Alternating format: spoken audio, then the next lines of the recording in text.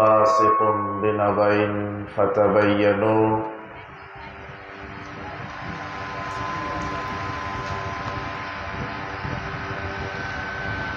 عن ثوبان قال قال رسول الله صلى الله عليه وسلم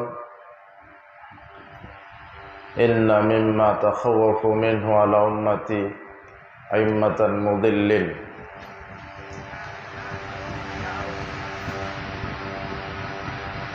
وستعبد قبائل من أمتي الأوثان وستلحق قبائل من أمتي بالمشركين رواه مسلم عن ثوبان قال قال رسول الله صلى الله عليه وسلم لا تزال طائفة من أمتي ظاهرين على الحق لا يضرهم من خذلهم حتى يأتي أمر الله وهم كذلك رواه مسلم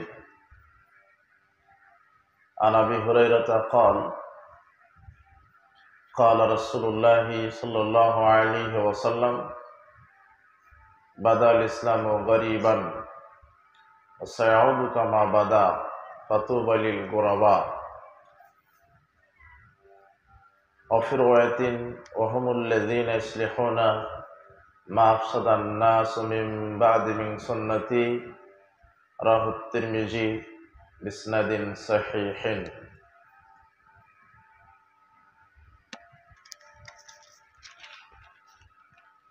আসন্না Islamic research foundation কর্তৃক আয়োজিত দ্বিতীয় বার্ষিকের আজকের এই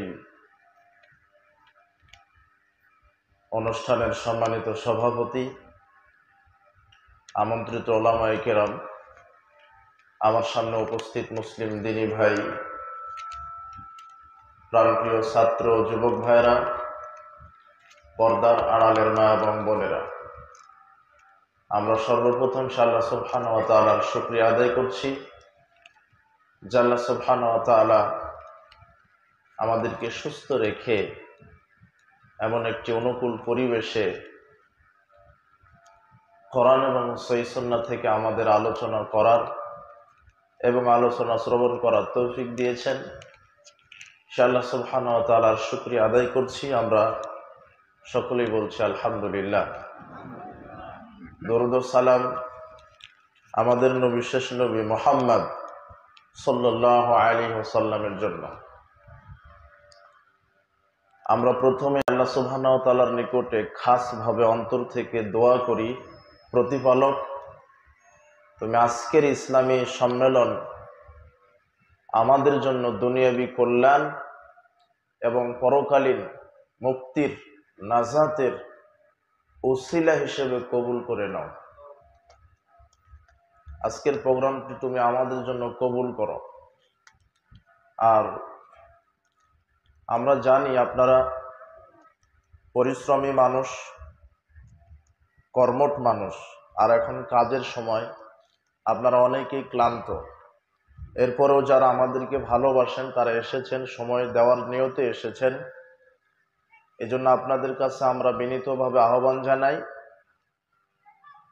যে আপনারা ধৈর্যের সাথে আমাদেরকে মূল্যায়ন করবেন ইনশাআল্লাহ।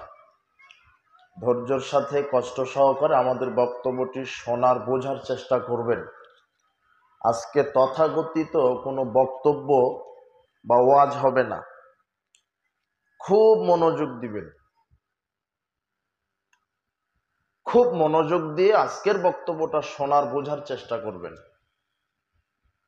আসলে এদেশে ওয়াজ বা তাফসির মাহফিল মানে মানুষের ধারণা হয় যে মাওলানা সাহেব আসবে, কঠোর ভাষায় বক্তব্য দিবে, কাঁদানোর ভান করে কাঁদাবে, হাসানোর ভান করে হাসাবে, গল্প কিচ্ছা কাহিনী করবে, সুর দিয়ে মানুষকে মন মাতিয়ে দিবে। মানুষ মনে করে যে ওয়াজ এরকম, কিন্তু আসলে তথাকথিত ওইভাবে আজকে বক্তব্য হবে না। আপনি একটু ধৈর্য ধারণ করেন, মনে করবেন যে আমরা আজকে ক্লাসে বসেছি, দার্সে বসেছি। আমি কিছু আপনাদেরকে বলবো সেটা শুনবেন, আপনার আমাকে কিছু বলবেন সেটা আমি শুনবো। এরকম যেমন ক্লাসে শিক্ষক যখন কিছু বুঝিয়ে দেয় ছাত্রকে, যেটা বুঝতে পারে না সেটা ছাত্ররা বলে যে জি উস্তাদ, জি শিক্ষক স্যার, এটা কি ভালো করে বলেন। তো মনে করবেন যে আপনি ক্লাসে বসে আছেন, দার্সে বসে আছেন, খুব মনোযোগ দিয়ে খেয়াল করে বক্তব্য শুনবেন। আর আজকের বক্তব্যের বিষয় হলো দলিল। কি বলেন তো, বক্তব্যের বিষয় কি? দলিল। আমি যদি এই যে টাঙ্গাইল থেকে এসে বলি যে এই মাঠের মালিক আমি, তখন আপনারা কি চাইবেন? এই চাঁপাইনবাবগঞ্জের মানুষ, কানসাটের মানুষ কি চাইবেন আমার কাছে? দলিল। তো দলিল যদি না থাকে তাহলে মাঠের মালিক আমি নই। তাহলে দলিলটা কি জিনিস বুঝতে হবে। যদি আপনার ভিতরে আপনি যে ঈমান বা আমল করছেন, এই আমলের যদি দলিল না থাকে তাহলে ওই আমল আল্লাহ বিচার মাঠে কবুল করবে না। যেমন আমার কাছে যদি দলিল না থাকে, এই মাঠ আপনি দিবেন না, নাকি দিবেন না? তাহলে এটা বুঝতে হবে যে দলিল, এটাই বক্তব্যের বিষয়। আর আরেকটা উদাহরণ প্রথমেই শিখে নেন, শুনে নেন। আপনার দুইটা ছেলে এবারে এসএসসি পরীক্ষার প্রস্তুতি নিচ্ছিল। এটা একটা মেসাল, উদাহরণ।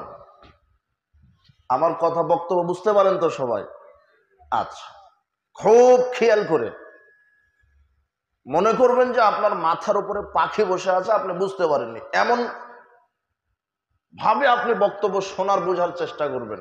দুনিয়াবি কোনো গল্প এদিক ওদিক তাকানো, হাসা, গল্প কিচ্ছা কাহিনী করা, জি না, এটা চলবে না।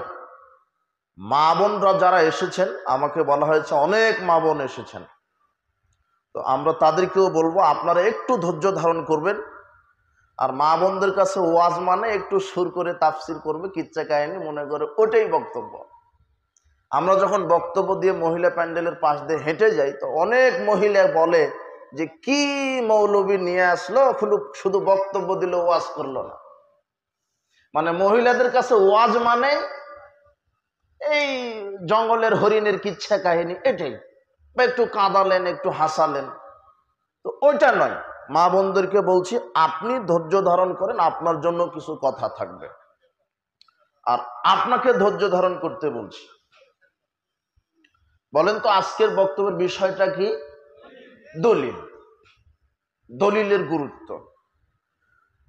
এই বিষয়টা আপনাকে বলার পূর্বেই আর একটা উদাহরণ দিয়ে আমরা দলিলিক ভিত্তিক আলোচনা করব ইনশাআল্লাহ। দুটা ছেলে পরীক্ষা দিচ্ছে, পরীক্ষা দেওয়ার প্রস্তুতি নিচ্ছে, এখনো শুরু করেনি পরীক্ষা। আপনারই দুটা ছেলে, দুটো এসএসসি পরীক্ষা দিবে, প্রস্তুতি নিচ্ছে।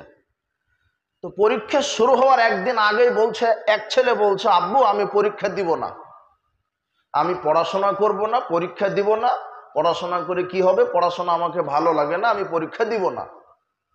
আর আরেক ছেলে বলছে না আব্বু আমি পরীক্ষা দিব, আমার পরিপূর্ণ প্রস্তুতি আছে, আমি এই 2 বছর একটানা পড়াশোনা করেছি, প্রাইভেট পড়েছি, রাত জেগে পড়াশোনা করেছি, অনেক পরিশ্রম করেছি, আমি পরীক্ষা দেওয়ার জন্য প্রস্তুত, রেডি। জি,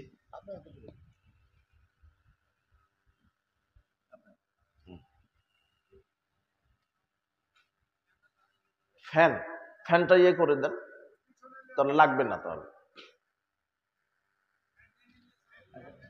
একবারে বন্ধ করে দেন, একটু গরম লাগুক। যে ব্যক্তি মদ খায় সে তার মা, খালা, ফুপুর সাথে জেনা করে। তো এই বক্তব্য আমি আজকে দিতে চাইনি, যেহেতু হাদিসের এবারতে চলে এসেছে তাই বললাম। রাসূল সাল্লাল্লাহু আলাইহি ওয়াসাল্লাম বলছেন যে ইহুদি খ্রিস্টান যেমন হবে মুসলিমরা তেমন হবে। এরপরে বলছেন যদি ইহুদি খ্রিস্টান মায়ের সাথে জেনা করে, তো মুসলিমের অনেক মানুষ তারা কিছু কিছু পাপের মাধ্যমে মায়ের সাথে, খালা ফুপুর সাথে জেনা করবে, তারা এই দুটা পাপের মাধ্যমে করছে মানুষ। তাহলে আজকে তওবা করেন, মরা পর্যন্ত আর সুদ খাবো না, আজকে তওবা করেন, মরা পর্যন্ত আর মাদক মুখে দিব না, আল্লাহ তুমি তওবা কবুল করো, তুমি হেদায়েত দান করো, অন্তত মাদক থেকে আর সুদের পাপ থেকে আল্লাহ তুমি আমাদেরকে হেদায়েত দান করো। এতটুকুন এখানে থাকলো। এরপরে মুহাম্মদ সাল্লাল্লাহু আলাইহি ওয়াসাল্লাম বলছেন, দেখেন ভাষা দেখেন, ইন্না বানি ইসরাঈলা তাফারাকাত আলা সিনতাইন ওয়া সাবিনা মিল্লাতান, বানি ইসরাইল বিভক্ত হয়েছিল 72 কাতারে, ওয়া তাফতারিকু উম্মতি আলা 73 মিল্লাতান, আর মুসলমানেরা বিভক্ত হবে 73 কাতারে। কুল্লুহুম ফিন নার, 72 কাতার মুসলমান জাহান্নামে যাবে। বলেন তো যে 72 কাতার জাহান্নামে গেল, এরা হিন্দু না মুসলমান? মুসলমানকে যারা 5 ওয়াক্ত সালাত আদায় করে তারাই, আর যারা শুধু জুমার দিনে পড়ে এরা মুসলমান না, এরা হলো মুশরিক, না হলে মুনাফিক, না হলে কাফের, কোথাও কোনো রকম। যারা সজ্ঞানে স্বেচ্ছায় 1 ওয়াক্ত সালাত ছেড়ে দেয় সে হলো মুশরিক, সে মারা গেলে আর জানাজা হবে না, ও মুসলিম না। মুসলিমকে যে দৈনিক 5 ওয়াক্ত সালাত আদায় করে, সপ্তাহে 7 দিন সালাত আদায় করে 5 ওয়াক্ত, যে মাসে 30 দিন 5 ওয়াক্ত সালাত আদায় করে, বছরে 360 দিন সালাত আদায় করে 5 ওয়াক্ত, তার নাম মুসলিম। যে শুধু জুমার দিনে পড়ে আর রমাদানের 1 মাস পড়ে, এ মুসলিম না, এ হলো টাটকা মুনাফিক, টাটকা মুশরিক। এ মারা গেলে জানাজার কোনো সুযোগ নাই, এটাই শরীয়ত। এর জানাজা হবে না। কেন? বেনামাজি, কাফের, মুশরিক, বাইনাল আবদ ওয়া বাইনাল কুফর তারকুস সালাত। এই ফতোয়া আমার নয়, মুহাম্মদ সাল্লাল্লাহু আলাইহি ওয়াসাল্লাম বলছেন, যে ব্যক্তি 5 ওয়াক্ত সালাত আদায় করে সে মুসলিম, যে সালাত আদায় করে না সে কাফের। এটা মুহাম্মদ সাল্লাল্লাহু আলাইহি ওয়াসাল্লামের কথা। রাসূল সাল্লাল্লাহু আলাইহি ওয়াসাল্লাম বলছেন, বানি ইসরাইল বিভক্ত হয়েছিল 72 কাতারে, মুসলিমরা বিভক্ত হবে 73 কাতারে। 72 কাতার মুসলিম জাহান্নামে যাবে, ইল্লা মিল্লাতান ওয়াহিদাতান, 1 কাতার মুসলিম জান্নাতে যাবে। সাহাবীগণ জিজ্ঞাসা করলেন, মান হিয়া ইয়া রাসূলুল্লাহ, আল্লাহর নবী, সেই 1 কাতার কারা যারা জান্নাতে যাবে? তখন তিনি প্রশ্নের জবাবে বলছেন, মা আনা আলাইহি ওয়া আসহাবি, যেই 1 কাতার সরাসরি বিচার মাঠে জান্নাতে যাবে তারা হচ্ছেন ওরা যারা আমি মুহাম্মদ সাল্লাল্লাহু আলাইহি ওয়াসাল্লাম এবং আমার সাহাবী তাদেরকে সনিষ্ঠ অনুসারে অনুসরণ করবে। অর্থাৎ আমি মুহাম্মদ সাল্লাল্লাহু আলাইহি ওয়াসাল্লাম এবং আমার সাহাবী যার ওপরে আছে, তার ওপরে থেকে যারাই সার্বিক জীবন পরিচালনা করবে, বিচার মাঠে তারাই সরাসরি জান্নাতে প্রবেশ করবে, তারাই সরাসরি জান্নাতে যাবে।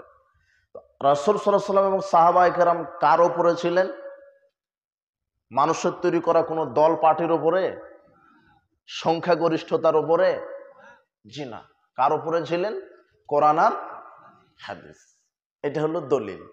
তারা কার উপরে ছিলেন? কোরআন আর হাদিস।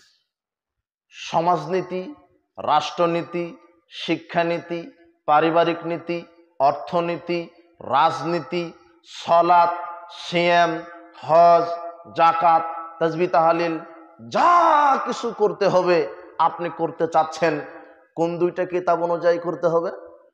কোরআন আর হাদিস। এই যুবক শোনো, তোমার হুজুরি ধর্ম বুঝেনি, তুমি কিভাবে ধর্ম বুঝবে?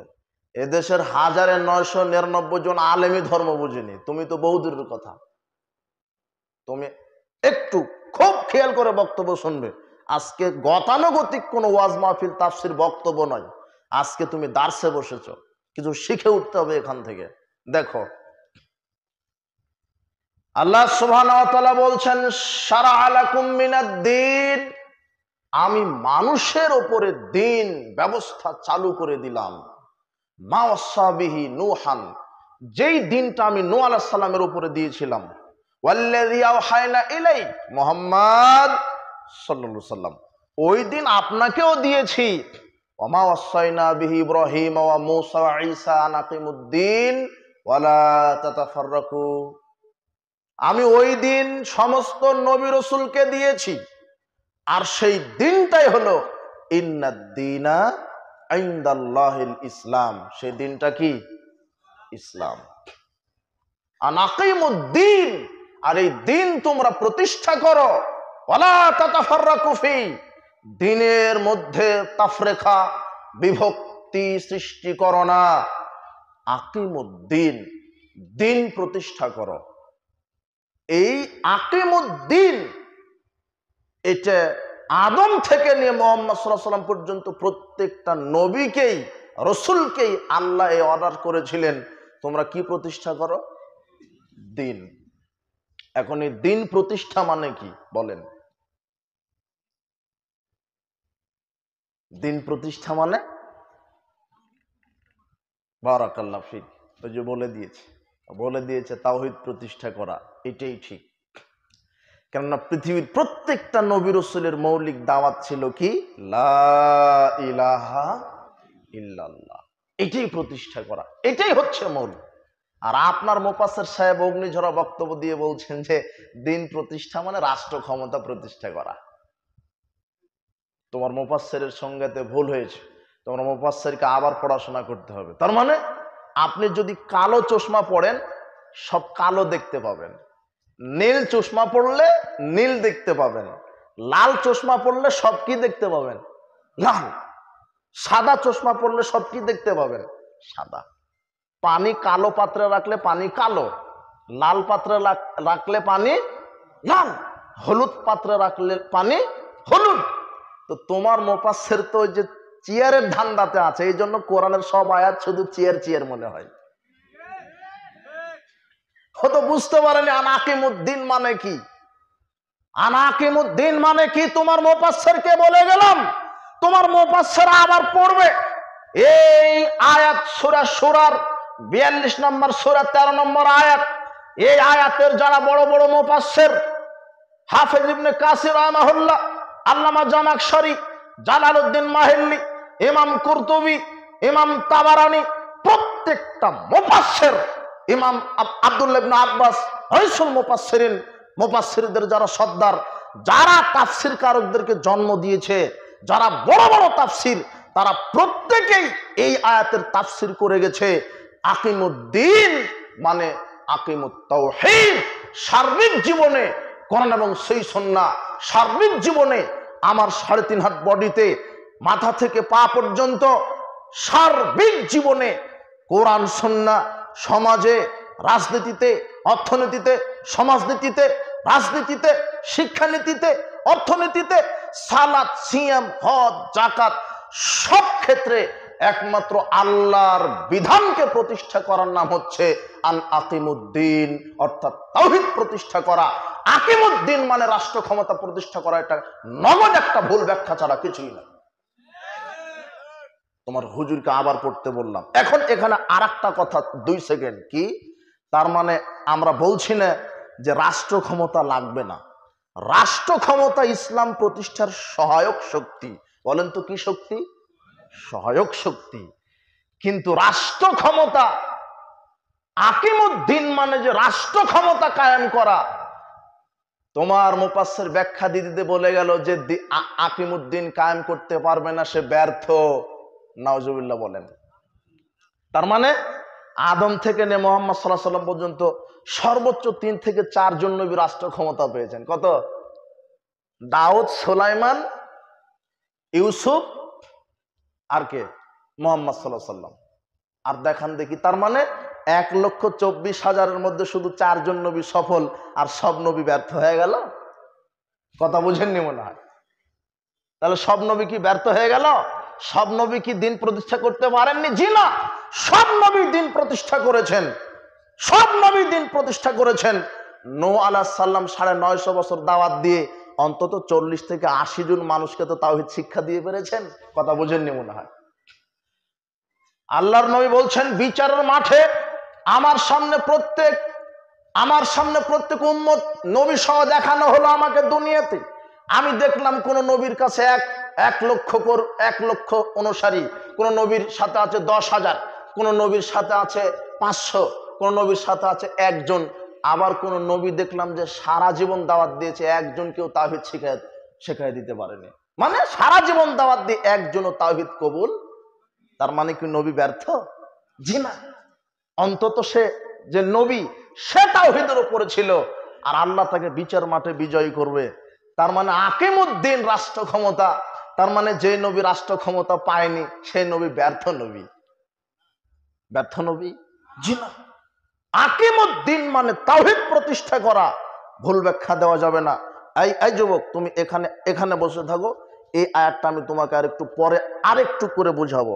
একটু রাসূল সাল্লাল্লাহু আলাইহি ওয়াসাল্লাম বলছেন, মুসলিমরা বিভক্ত হবে ৭৩ ফেরকায়, ৭২ ফেরকা জাহান্নামে চলে যাবে, এক ফেরকা জান্নাতে যাবে।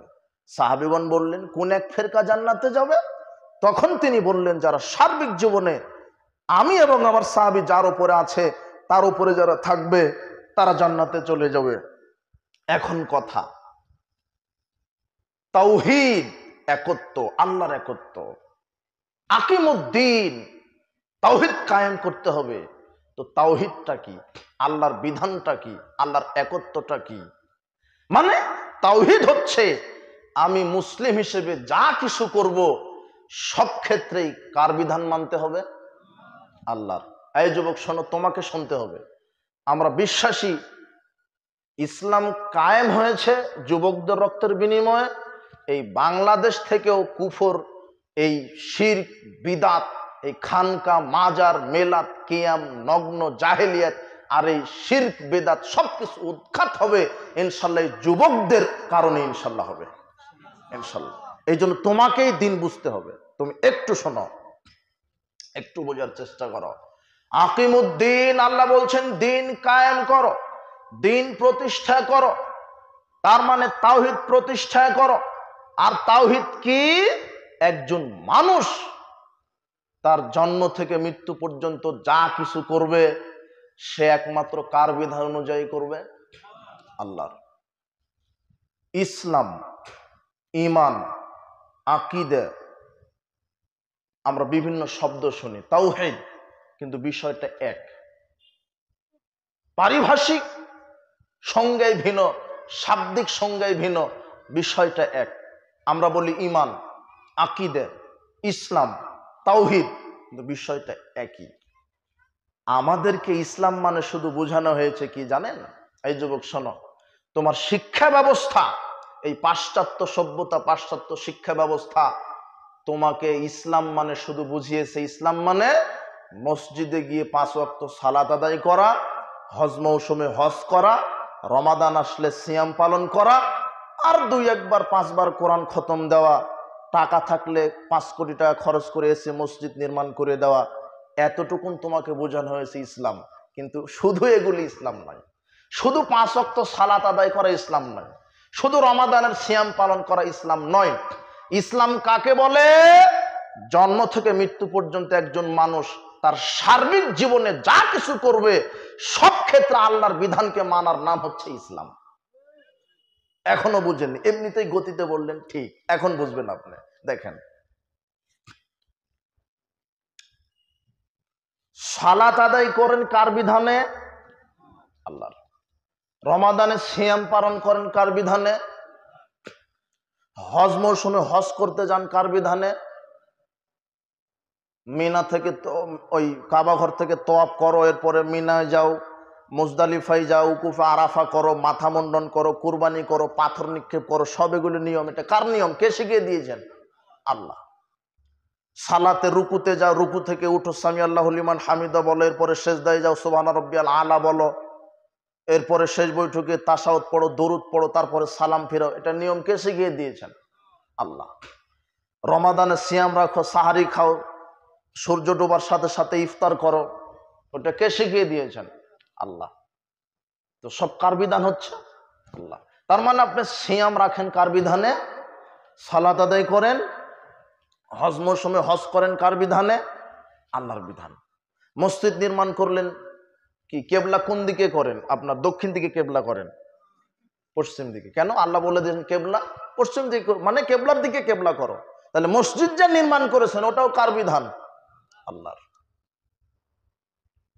সালাত আদায় করেন আল্লাহর বিধানে, হজ করেন আল্লাহর বিধানে, তাসবিহ তাহলিল জিকির আজগার করেন আল্লাহর বিধানে, হজ মৌসুমে হজ করেন আল্লাহর বিধানে। কিন্তু অর্থনীতি চালান কার বিধানে? এই ছেলে, এই যুবক, বলো তোমার নেতা যে রাজনীতি করছে, তোমার নেতা রাজনীতি করছে কার বিধানে? বলো। আরে তোমার দাড়ি টুপালা হুজুরকে দাঁড়িয়ে বলো যে আপনি যে রাজনীতি করছেন এটা কার বিধান? তোমার হুজুরকে আগামীকাল ধরবা, যা আপনি যে রাজনীতি করছেন, এই যে রাজনীতি যে করছেন, এই রাজনীতি কার বিধানে করছেন? বাংলাদেশের রাজনীতি হচ্ছে সেকুলারিজম রাজনীতি, বাংলাদেশের রাজনীতি হচ্ছে ডেমোক্রেসি রাজনীতি। এই যুবক, আমি কি মিথ্যা বলছি নাকি সত্য? তোমরা কি বোঝো ডেমোক্রেসি কি? ডেমোক্রেসি আল্লাহ দিয়েছেন, তাই না? মোহাম্মদ সাল্লাল্লাহু মাধ্যমে। মোহাম্মদ সাল্লাল্লাহু আলাইহি সাল্লাম ডেমোক্রেসি অনুযায়ী রাজনীতি করতেই হবে। ডেমোক্রেসি কার পক্ষ থেকে এসেছে? আল্লাহর। ডেমোক্রেসির প্রবক্তাকে আব্রাহাম লিঙ্কন। আব্রাহাম লিঙ্কন বলছে, democracy is the government of the people, by the people and for the people. গণতন্ত্র এমন একটা সরকার ব্যবস্থা যেটা জনগণই আইন তৈরি করবে, জনগণই জনগণকে পরিচালনা করবে। তাহলে এটা কি হলো? আইন প্রণয়ন করেছেন কে? আল্লাহ। কোশ্চিনকালে গণতান্ত্রিক পদ্ধতিতে নেতা নির্বাচন হতে পারে না যদি সে মুসলিম হয়। গণতন্ত্র আর ইসলামের মধ্যে আকাশ জমিন পার্থক্য। গণতন্ত্র কুফরি মতবাদ, গণতন্ত্র শিরকি মতবাদ। গণতন্ত্র মানে গণ মানে জনগণ, তন্ত্র মানে আইন। তার মানে কি হলো? জনগণের আইন। জনগণের আইন দিয়ে জনগণ চলবে, এটা হলো গণতন্ত্র। আর ইসলাম কি? আল্লাহর আইন দিয়ে জনগণ চলবে, এটা কি? এটা হলো ইসলাম। আল্লাহর আইন দিয়ে মানুষ চলবে, এটা হলো ইসলাম। আর মানুষের আইন দিয়ে মানুষ চলবে, এটা কি? গণতন্ত্র। গণতন্ত্রের আইন পরিবর্তনশীল। যে যখন চেয়ারে আসে তার অনুকূলে যেটা থাকে না সেটাই পরিবর্তন করে দেয়, নিজের মতো করে করে। আর আল্লাহর আইন অপরিবর্তনশীল। গণতন্ত্রে অধিকাংশের রায় চূড়ান্ত। তোমার সংসদে যদি বলে যে 300 জন মন্ত্রী এমপি আছে, তার 200 জনই যদি বলে যে গান বাজনা বাদ্যযন্ত্র চলবে, তাহলে সংখ্যাগরিষ্ঠ হ্যাঁ জয়যুক্ত হয়েছে, হ্যাঁ জয়যুক্ত হয়েছে, তাহলে ওটাই চলবে। আর ইসলামের সংখ্যা নয়, ইসলাম সংখ্যা দিয়ে চলে না, ইসলাম বাপ দাদা দিয়ে চলে না। ইসলাম ওহির বিধান চূড়ান্ত। আপনি যদি একজন হকের উপরে থাকেন, ওটাই হলো ইসলাম। সারা পৃথিবীর মানুষ একদিকে আর আপনি একাই একদিকে। আপনি যদি ইসলামের উপরে থাকেন, ওটাই ইসলাম। অধিকাংশের রায় চূড়ান্ত নয়, আল্লাহ রহির বিধান হচ্ছে চূড়ান্ত। এটা হলো ইসলাম। আর এই ইসলামের আলোকে রাজনীতি করতে হবে। রাজনীতি আছে, রাজনীতি আল্লাহ শিখাচ্ছেন, তোমার হুজুরের জানা নাই, তোমার হুজুরের জানা নাই। আল্লাহ বলছেন সূরা মায়েদা 49-49 আয়াতে, ওয়ানিহকুম বাইনাহুম বিমা আনজালাল্লাহ। তুমি তাদের কাছে রাজনীতি করো, বিচার ফয়সালা করো কোরআন হাদিস দিয়ে। কি দিয়ে? কোরআন হাদিস দিয়ে। তোমার সংসদে 300টা মন্ত্রী এমপি থাকে, তো 298 জনই হিন্দু, তাই না? আর 2 জন মুসলমান মনে হয়, তাই না? বুঝেননি মনে হয় কথা। কিন্তু সংসদের যে আইন কোরআন হাদিস, ওটা তাই না? কি তোমার এক একজন নেতা 14 বার হজ করে আসে, আর সব জনগণের চুরি করা টাকাতে। তোমার নেতা বলছে যে 36 বার উমরা করেছি, কিন্তু সব চুরি করা টাকা। তোমার নেতা বলছে যে জায় নামাজ কিনেছি 25,000 টাকা দাম, হুজুর জুব্বাটা কিনেছি এটা 1.5 লক্ষ টাকা, আর এই যে ছোট্ট একটা আতরের বোতল এটা 2.5 লক্ষ টাকা। ও তোমার নেতা বলছে 14 বার হজ করে এসেছি, কিন্তু সব জনগণের চুরি করা টাকাতে। কিন্তু হজ করে গেছে ঠিকই, আল্লাহর বিধানে হজ করে এসেছে, আল্লাহর বিধানে করেনি।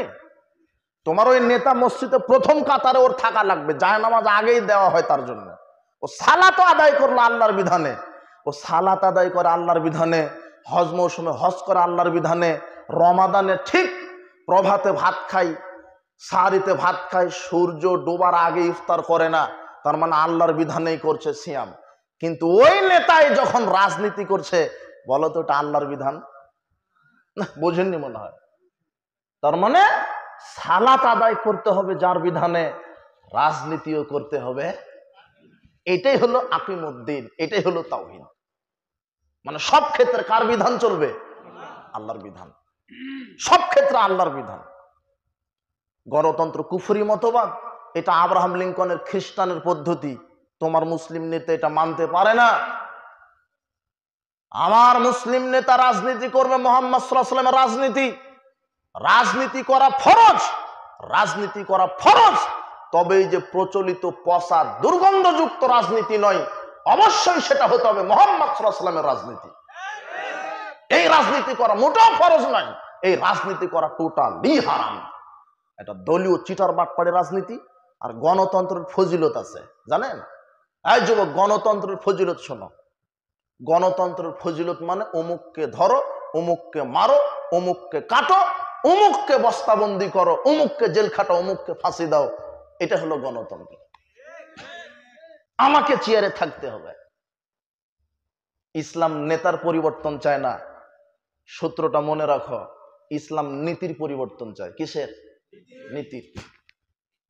শেখ হাসিনার ছেলে সজীব ওয়াজেদ জয়, ও বাংলাদেশে আসুক, দাড়ি টুপি ছেড়ে দিবে, লম্বা জুব্বা পরে কোরআন হাদিস শিখে 5 ওয়াক্ত সালাত আদায় করবে, আর বলে দিবে সংসদে 300টা আসন আছে, 300টা সিটের এমপি মন্ত্রী হবে এদেশের যোগ্য আলেম ওলামা, আর সংবিধান হবে কোরআন আর হাদিস।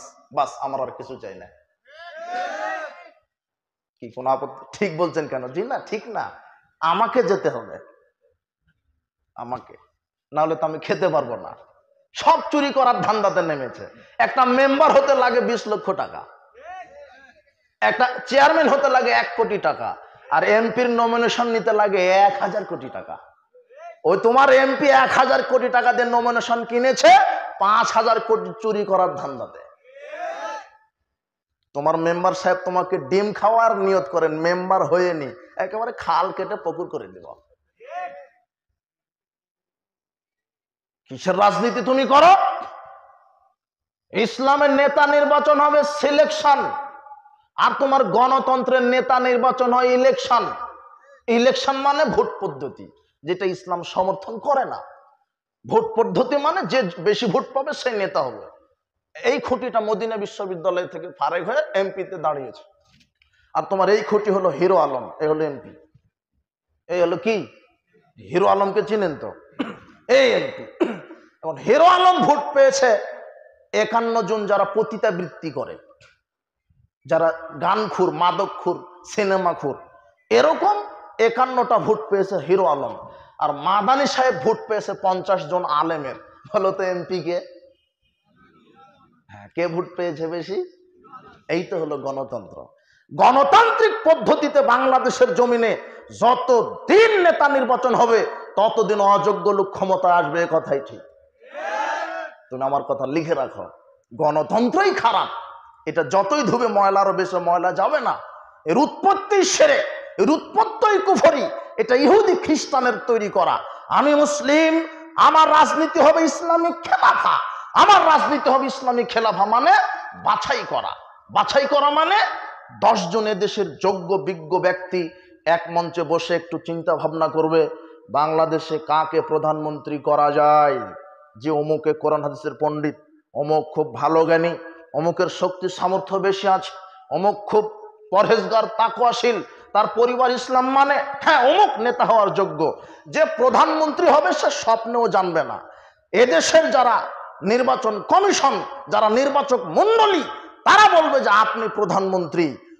1 সেকেন্ডে রাতারাতি নেতা নির্বাচন হবে। এটা হলো ইসলামী খেলাফা। বাছাই করার মাধ্যমে নেতা নির্বাচন হবে। আর এই গণতান্ত্রিক ভোট পদ্ধতিতে 3 মাস ধরে ক্যানভাস করো, অমুককে হটাও, অমুককে মারো, অমুককে কিনো। ভোটের সময়তে এ দেশের মানুষের দাম হয়ে যায় 500 টাকা। ছাগলের দাম হয়েছে এই যে গত এই ঈদুল আজহাতে 15 লক্ষ টাকা। আর এই ভোটের সময় যখন আসে তখন আপনার দাম হয় 500 টাকা। একটা ডিম, 1 কাপ চা খেয়ে মেম্বারকে ভোট মেরে দিলেন, যে নামাজ তো বহুদূরের কথা, অজুই জানে না। আপনি ঠিক বলছেন, আপনি ভোট কেন্দ্রে যান কেন? আশ্চর্য কথা। কি আশ্চর্য কথা হলো, আপনি কেন ঠিক বলছেন কেন? আর বাংলাদেশের মানুষই আবেগে চলে, এদের বিবেক খুবই কম, জ্ঞান বুদ্ধি খুবই কম। সব আগের আবেগের পিছনে ছুটছে। জি না, আমি যদি এখন বলি কে ইসলামী রাষ্ট্র চাই, সবাই বলবে আমি আমি। কিন্তু এটা তার মুখের কথা। কেন? ইসলামী রাষ্ট্র যদি কায়েম হয়, ও বিড়ি খেতে পারবে না, এই জন্য চাবে না। ও মদ খেতে পারবে না, ওর বউকে ল্যাংটা করে ঘুরাতে পারবে না। এই জন্য চাবে না, ও এমনিতেই বলছে। এদেশের মানুষ এমনিতেই, অনেকে এমনিতেই কাঁদার ভান করে কাঁদে ইসলামের জন্য। আমি একটা উদাহরণ দিই, যে একজন কুকুর প্রতিপালন করে, খুব আদর যত্ন করে কুকুর প্রতিপালন করেছে। তো মালিক যেখানে যায় কুকুরও সেখানে যায়। তো একদিন মালিক 3 দিনের সফরে বের হয়েছে, ঢাকাতে যাবে। তো কুকুরও নাছোড়, তার মালিকের সাথে যাবে। তো মালিক নিয়ে যাবে না, কুকুর কান্না শুরু করে দিয়েছে। শেষ পর্যন্ত মালিকটা কুকুরকে নিয়ে বের হয়েছে। তো স্ত্রীকে বলে দিয়েছিল, যেহেতু 3 দিনের জন্য যাব, কিছু হালুয়া রুটি খেজুর খুরমা বেঁধে দিও, রাস্তায় ক্ষুধা লাগলে খাবো। তো স্ত্রী সব বেঁধে দিয়েছে, পানি, হালুয়া রুটি, খেজুর এগুলি বেঁধে দিয়েছে। একদিন পরে কুকুরকে যখন ক্ষুধা লেগেছে, কুকুর কান্নাকাটি শুরু করে দিয়েছে। তো কুকুরের কান্না দেখে মালিকও কান্না করছে। পাশের এক লোক বলছে, ভাই আপনি কাঁদেন কেন? তখন কুকুরের মালিক বলছে, ভাই আমার কুকুর কান্না করতেছে, কুকুরের কান্না দেখে আমিও কান্না করতেছি। তো এখন লোকটা বলছে, কুকুর কাঁদে কেন? বলছে, কুকুর কাঁদে ক্ষুধার জ্বালায়। তখন লোকটা বলছে, আপনার ওই ব্যাগের ভিতরে কি, পোটলার ভিতরে কি? তখন কুকুরের মালিক বলছে, হালুয়া আর রুটি।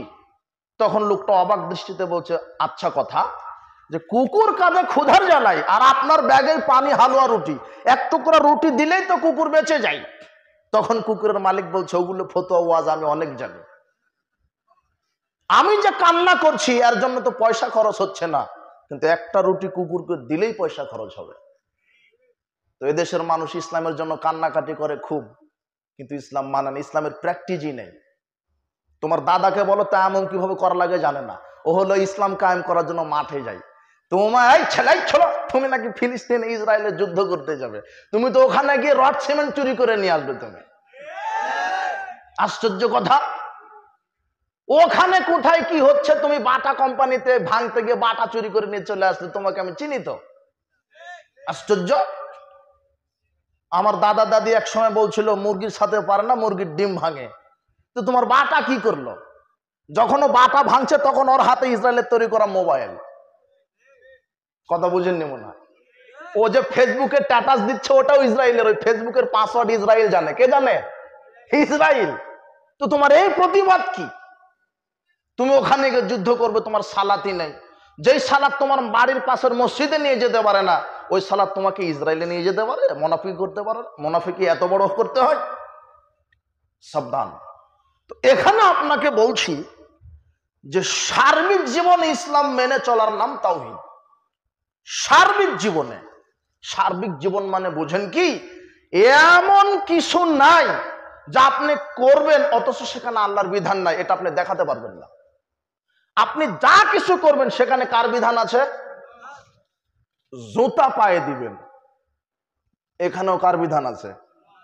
আল্লাহর বিধান কি জানেন? মুহাম্মদ সাল্লাল্লাহু আলাইহি ওয়াসাল্লাম বলছেন, এই জুতা যখন পায়ে দিবে বিসমিল্লাহ বলে ডান পা আগে দাও। কোন পা? যখন তোমরা জুতা খুলবে বাম পা আগে খুলো, ডান পা পরে খুলো। এই যে জুতা যে পায়ে দিবেন তবুও বিধান কে বলে দিয়েছে? পোশাক যখন গায়ে দিবে ডান হাতল আগে ঢুকে দাও। আপনার বাড়িতে মাস্টার ডিগ্রি পাস আছে, আপনার ছেলের বউ, আপনার ছেলের বউ আপনার নাতিকে জামা পরিয়ে দেয়, জামা পরিয়ে দিতে জানে না। জুতা পরিয়ে দেয়, জুতা পরিয়ে দিতে জানে না, বাম হাতটা আগে ঢুকিয়ে দিচ্ছে। ওই মাস্টার ডিগ্রি পাস করে কি করলো?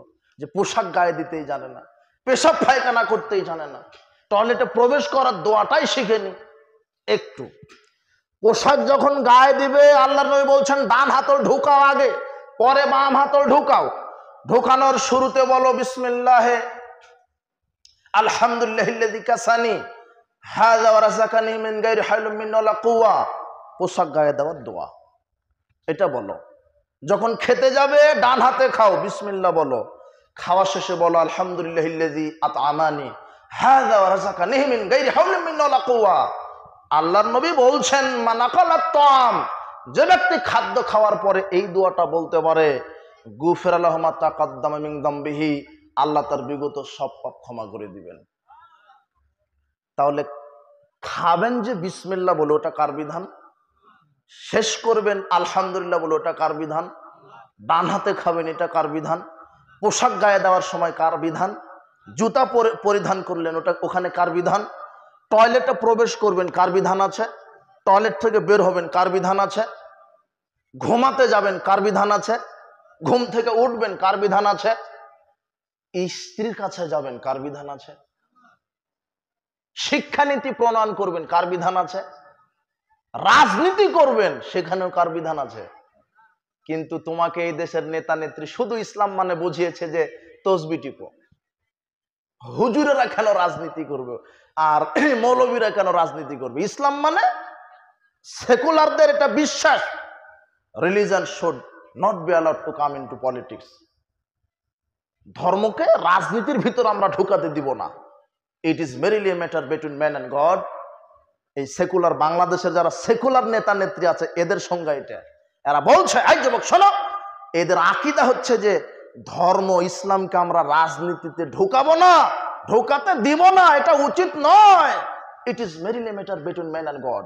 ধর্ম শুধু আল্লাহর বান্দার মাঝে একটু তাসবিহ তাহলিল করার বিষয়, শুধু মসজিদে সালাত আদায় করবে, রমাদানে সিয়াম পালন, এতটুকুনি। কিন্তু ধর্ম রাজনীতিতে ঢুকতে পারে না, ধর্ম শিক্ষানীতিতে ঢুকতে পারে না। ধর্ম যদি শিক্ষানীতিতে ঢুকে তাহলে তো আমরা মানুষকে বানর বা ট্রান্সজেন্ডার দিয়ে নাস্তিক আমরা বানাতে পারবো না। রাজনীতির ভিতরে যদি ইসলাম ঢুকায় দেই তাহলে তো জনগণের টাকা চুরিও করতে পারবো না, বড় বড় মদের বোতলও খেতে পারবো না। এই ধান্দাবাজির রাজনীতি করতে গিয়ে এই দেশের এক শ্রেণীর সেকুলাররা এই ধর্মকে এই রাজনীতি থেকে বাদ দিয়েছে। কিন্তু বাংলাদেশের 16 কোটি মুসলিম এই তাওহীদি জনতাকে সোচ্চার হতে হবে, এক বাক্যে গর্জে উঠতে হবে, সকল বিধান বাতিল করতে হবে, ওহির বিধান কায়েম করতে হবে।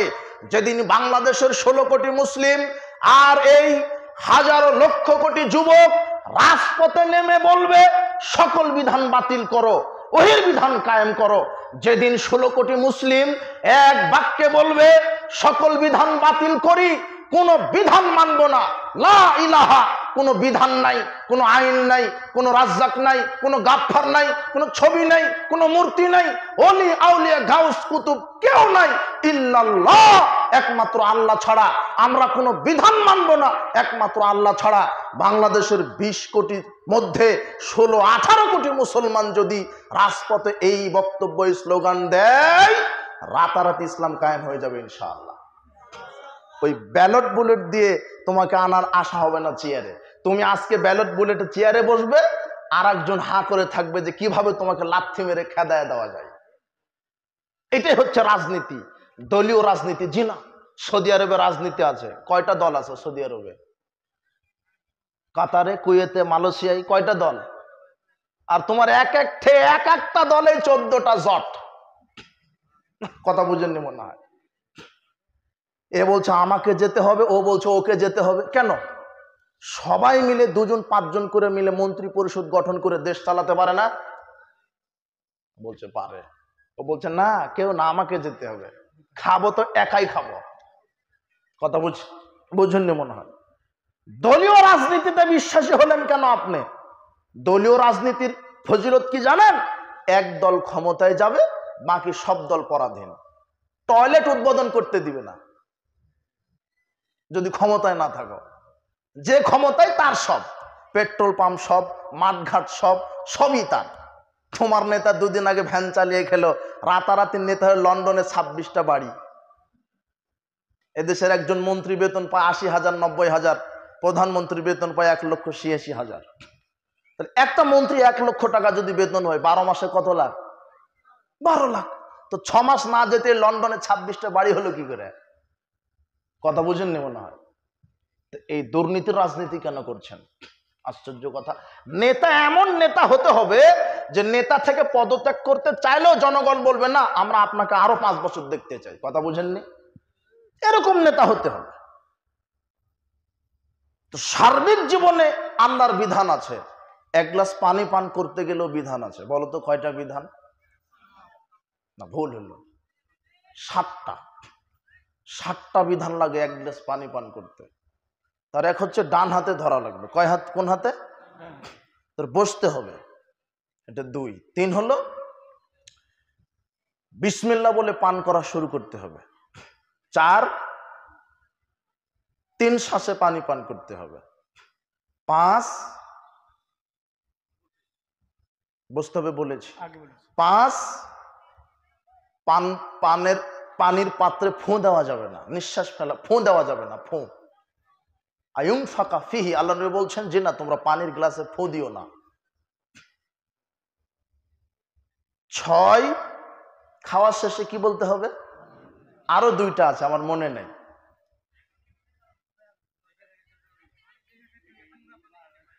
না, আর একটা হচ্ছে স্বর্ণ এবং রৌপ্যের পাত্রে খাওয়া যাবে না। কথা বুঝেছেন কি? 7টা। কয়টা হলো? 7টা। আমি যে গ্লাসে পানি পান করবো, আল্লাহ নবী বলছেন যে তোমরা রৌপ্যের পাত্রে পানি খেও না, যে রূপার পাত্রে পানি খেলো সে যেন পেটে আগুন ঢুকালো। তাহলে পানি পান করতে কয়টা বিধান? মোটামুটি 7টা। তাহলে পানি খেতে আল্লাহর বিধান, কাপড় গায়ে দিতে আল্লাহর বিধান, জুতা পায়ে দিতে আল্লাহর বিধান, ঘুমাতে যাবেন আল্লাহর বিধান, সব ক্ষেত্রে আল্লাহর বিধান। ঠিক সালাত আদায় করবেন কার বিধান? সিয়াম রাখবেন কার বিধান? হজ করবেন কার বিধান? অর্থনীতি চালাবেন, রাজনীতি করবেন, কিন্তু তোমার নেতা হজ করে ঠিকই আল্লাহর বিধানে, রাজনীতি করে কার বিধানে? কথা বুঝেছেন কি? এবার আন আকিমুদ্দিন, এটাই হলো দিনের সঠিক ব্যাখ্যা। তাওহীদ প্রতিষ্ঠা করো মানে আমি মুসলিম হিসেবে যা কিছু করব সব কার বিধানে? আল্লাহর বিধান। এতটুকুন আপনাকে বুঝালাম। আর আরেকটা সামনের দিকে আমি বলছিলাম যে কি আজকের বক্তব্যের বিষয়? দলিল। আমি যা কিছু করব কোরআন এবং সহিহ সুন্নাহর দলিল ভিত্তিক, একজন মানুষের নীতি আদর্শ তরিকায়, সেই মানুষটার নাম কি? মুহাম্মদ সাল্লাল্লাহু আলাইহি সাল্লাম। দলিল বিহীন আমল আল্লাহ বিচার মাঠে কবুল করবেন না। দলিল বিহীন আমল আল্লাহ বিচারের মাঠে কবুল করবেন না। পৃথিবীতে মানুষ আমল করছে দলিল ছাড়াই, বাপ দাদার দোহাই দিয়ে, বড় হুজুরের দোহাই দিয়ে, মুফতি মুহাদ্দিস মাওলানার উসিলায় দোহাই দিয়ে। জি না, বাপ দাদার দোহাই নয়, মুফতি বড় আলেম মুফাসসিরের দোহাই দিয়ে নয়, সংখ্যা গরিষ্ঠতার দোহাই দিয়ে নয়। আমাকে আমল করতে হবে মুহাম্মদ সাল্লাল্লাহু আলাইহি সাল্লামের তরিকায়, কোরআন সুন্নাহর দলিল ভিত্তিক আমল করতে হবে। দলিলের গুরুত্ব বোঝাতে গিয়ে এখানে একটা বিষয় আপনাকে বোঝাই, দলিল কতটুকু গুরুত্বপূর্ণ। আপনি বিরক্ত হয়ে গেছেন, আমি শেষ করে দিব, শুধু দলিলের গুরুত্বটা বুঝিয়ে আমি শেষ করে দেব। একটু ধৈর্য ধরেন, একটু বিশ্বাস করেন আমি আপনার চাইতে বেশি ব্যস্ত আছি, একটু ধৈর্য ধরেন আপনি। রাসূল সাল্লাল্লাহু আলাইহি ওয়াসাল্লাম বারা ইবনে আজেব রাদিয়াল্লাহু আনহুকে ঘুমানোর দোয়া শিখাচ্ছেন। কিসের দোয়া? ঘুমানোর দোয়া। বলছেন, এই আলো আল্লিমুকা বিকালিমাত, আমি কি তোমাকে একটা দোয়া শিখাই দেব? তাকুলুহা ইলাওয়াইতালা ফিরাশিক, যখন তুমি ঘুমাতে যাবে, বিছানায় যাবে, তখন তুমি পাঠ করবে ফাইন মুত্তামিন লাইলাতিক মুত্তালাল ফিতরা।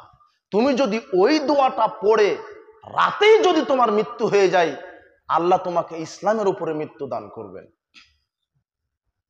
ওয়াইন আসবাহতা আসবাহতা কাদ আসাবতা খায়রান, আর যদি তোমার সকাল হয়ে যায়, আল্লাহ তোমাকে কল্যাণের উপরে সকাল করাবেন। আমি কি তোমাকে এই দোয়াটা বলবো না?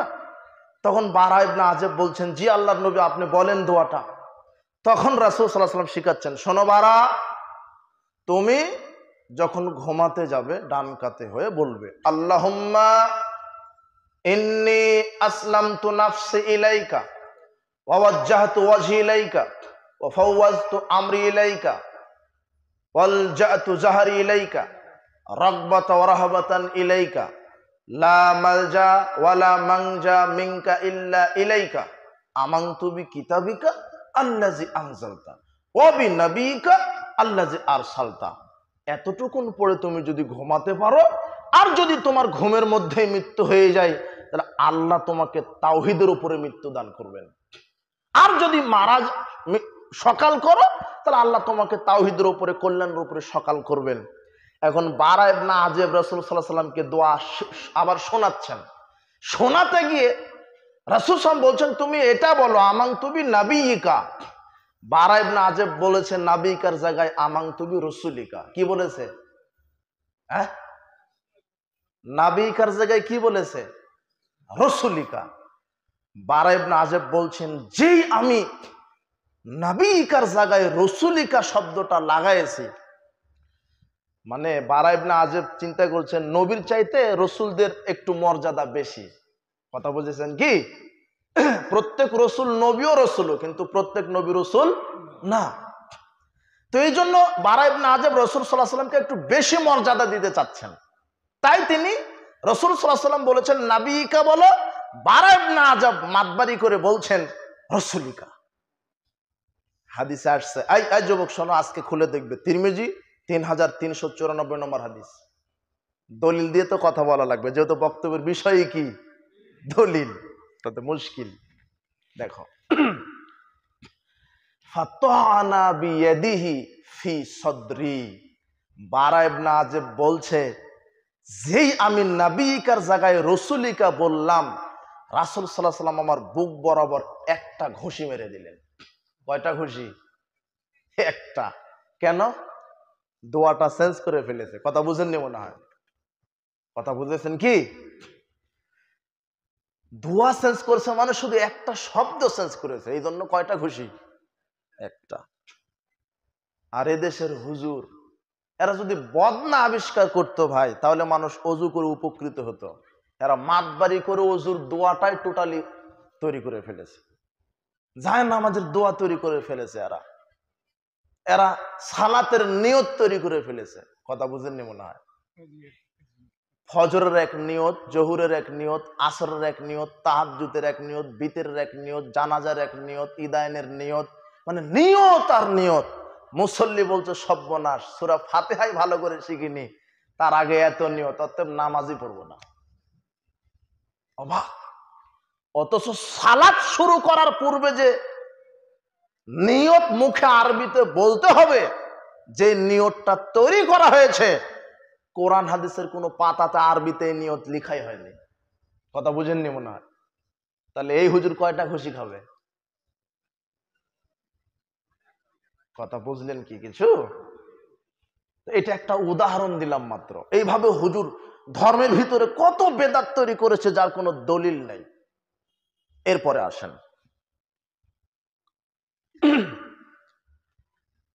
আবু মুসা আশারি ওমর ইবনুল খাত্তাবের বাড়িতে গিয়ে 3 বার সালাম দিলেন। উত্তর না পেয়ে আবু মুসা আশারি চলে আসছেন। রাস্তার মধ্যে ওমর ইবনুল খাত্তাব ধরেছেন, এই তুমি আমার বাড়িতে গেলে 3 বার সালাম দিলে, চলে আসলে, দেরি করলে না কেন? তখন আবু মুসা আশারি বলছেন রাসূল সাল্লাল্লাহু আলাইহি ওয়াসাল্লাম বলেছেন কারো বাড়িতে গিয়ে 3 বার সালাম দিবে, যদি উত্তর না পাও ফিরে আসবে। ওমর ইবনুল খাত্তাব বলছেন এটা কি রাসূল সাল্লাল্লাহু আলাইহি ওয়াসাল্লাম বলেছেন? আমাকে দলিল দাও। কি দাও? এটা যে রাসূল বলেছেন আমাকে দলিল দাও। তো আবু মুসা আশারি তো, তাহলে আমি কিভাবে দলিল দেব? আবু মুসা আশারি দৌড়ে চলে গেছেন। একজন সাহাবীর, একদল সাহাবী মিটিং করছিল। আবু মুসা আশারি দৌড়ে গিয়ে সেখানে বলছেন আমি তো বিপদে পড়ে গেছি, আমি ওমর ইবনুল খাত্তাবকে এই হাদিস শুনিয়েছি, কিন্তু আমি তো দলিল দিতে পারছি না। তোমাদের কারো কি জানা আছে? আমি তো শুনেছি, কিন্তু আমার বলা তো তার জন্য হচ্ছে না, সনদ লাগবে, দলিল লাগবে, আরো কেউ জানে কিনা। তখন আবু সাইদ খুদরি বলছেন আরে আমি তো সবচেয়ে ছোট মানুষ, আমি এই হাদিস জানি, চলেন আমি বলছি। তখন ওমর ইবনুল খাত্তাবকে গিয়ে বলছেন শোনেন, রাসূল সাল্লাল্লাহু আলাইহি ওয়াসাল্লাম বলেছেন কারো বাড়িতে গিয়ে 3 বার সালাম দিতে, যদি জবাব না দেয় তাহলে কি আসতে হবে? ফিরে আসতে। তাহলে ওমর ইবনুল খাত্তাব একটা আমল করবেন, একটা হাদিস জানলেন নতুন, কিন্তু কি চাইলেন? দলিল। এখান থেকে 2টা বিষয় স্পষ্ট হয় যে ওমর ইবনুল খাত্তাব এত বড় একজন সাহাবী, এত বড় একজন আলেম, তারপর এই হাদিসটা তার জানা ছিল না। কথা বুঝেছেন কি? তার মানে আলেম যত বড় হোক সব যে জানবে এটা ঠিক। আলেম অনেক বড় হতে পারে কিন্তু সব জানতে পারে না, ভুল তার হতে পারে, না জানা থাকতে পারে। এই যে ওমর ইবনুল খাত্তাবের হাদিস জানা নাই, কিন্তু ওমর ইবনুল খাত্তাব ওই আমলটা করবেন, কিন্তু কি আগে দেখে নিলেন? দলিল, যে দলিল দাও। কথা বুঝেছেন কি? সাহাবীরা একটা আমল করার পূর্বে দলিল খুঁজতেন। কি খুঁজতেন? আর আমরা আমল করি বাপ দাদার দোহাই দিয়ে। কিসের দোহাই দিয়ে? বড় হুজুরের দোহাই দিয়ে, অমুক পীরের দোহাই দিয়ে। আর সাহাবারা আমল করতেন কিসের ভিত্তিতে? কোরআন সুন্নাহর দলিলের ভিত্তিতে। আর একটা শোনেন, এবং সাহাবীরা বিদাত এবং শিরকের বিরুদ্ধে এত কঠোর। 950, 51, 52 নম্বর হাদিসে আসছে, আর এটা 4246 নম্বর হাদিসে আসছে সালামের ঘটনাটা। আবু সাইদ খুদরি বলছেন, আমি ঈদের মাঠে গেলাম সালাত আদায় করার জন্য। তখন মদিনার খলিফা হচ্ছেন মারওয়ান। কে? মারওয়ান। মারওয়ান বলছে, মারওয়ান ঈদের মাঠে মেম্বার নিয়ে এসেছে। কি নিয়ে এসেছে? মেম্বার। মেম্বার নিয়ে এসে সালাতের পূর্বে মেম্বারের উপরে দাঁড়িয়ে খুতবা দিচ্ছে। আবু সাইদ খুদরি মারওয়ানের কাপড় টেনে ধরে বলছেন, শোনেন, আগে সালাত হবে তারপরে খুতবা, আর মেম্বার চলবে না। তখন মারওয়ান যুক্তি দিচ্ছে, শোনো, রাসূল সাল্লাল্লাহু আলাইহি সাল্লামের যুগে আগে সালাত হতো পরে খুতবা হতো, কিন্তু এখন আগে খুতবা দিব পরে সালাত। কেন? আগে সালাত আদায় করে পরে খুতবা দিলে লোকজন থাকে না, এই জন্য আগে কি দিবে? ও খুতবা দিবে। তখন আবু সাইদ খুদরি বলছেন, আসসালামু আলাইকুম, আপনার নেতা হয়েছেন তো, প্রধানমন্ত্রী হয়েছেন তো, কি হয়েছে? যেখানে রাসূল সাল্লাল্লাহু আলাইহি সাল্লামের নীতির বিরোধী আমল হয় সেই মাঠে আমি আবু সাইদ খুদরি সালাত আদায় করব না। দেখেন, একজন সাহাবী সোচ্চার, রাসূল সাল্লাল্লাহু আলাইহি সাল্লামের সুন্নাতের ব্যাপারে কত সোচ্চার ছিলেন, কত সোচ্চার ছিলেন। রাসূল সাল্লাল্লাহু আলাইহি সাল্লাম একটা সুন্নাহকে কত মহব্বত করতেন। দেখেন আর একটা ইতিহাস দেখেন, আবু দাউদ খুলবেন, 538 নম্বর হাদিস। শুধু এই যুগে বেদাত তৈরি হয়নি, সাহাবাদের যুগেই বেদাত সৃষ্টি হয়েছে, সাহাবারা প্রতিবাদ করেছে। দেখেন আমাদের এই দিকে কি হয়, যখন আমি চাঁদপুর, ওই কুমিল্লা, চট্টগ্রামের ওই সাইডে, এইদিকে খুলনা, এইদিকে যখন যাই, তখন ওরা আজানের পরে আবার মুয়াজ্জিন সাহেব বলে দেয়, আর মাত্র জামাতের 5 মিনিট বাকি আছে। কথা বুঝেছেন কি?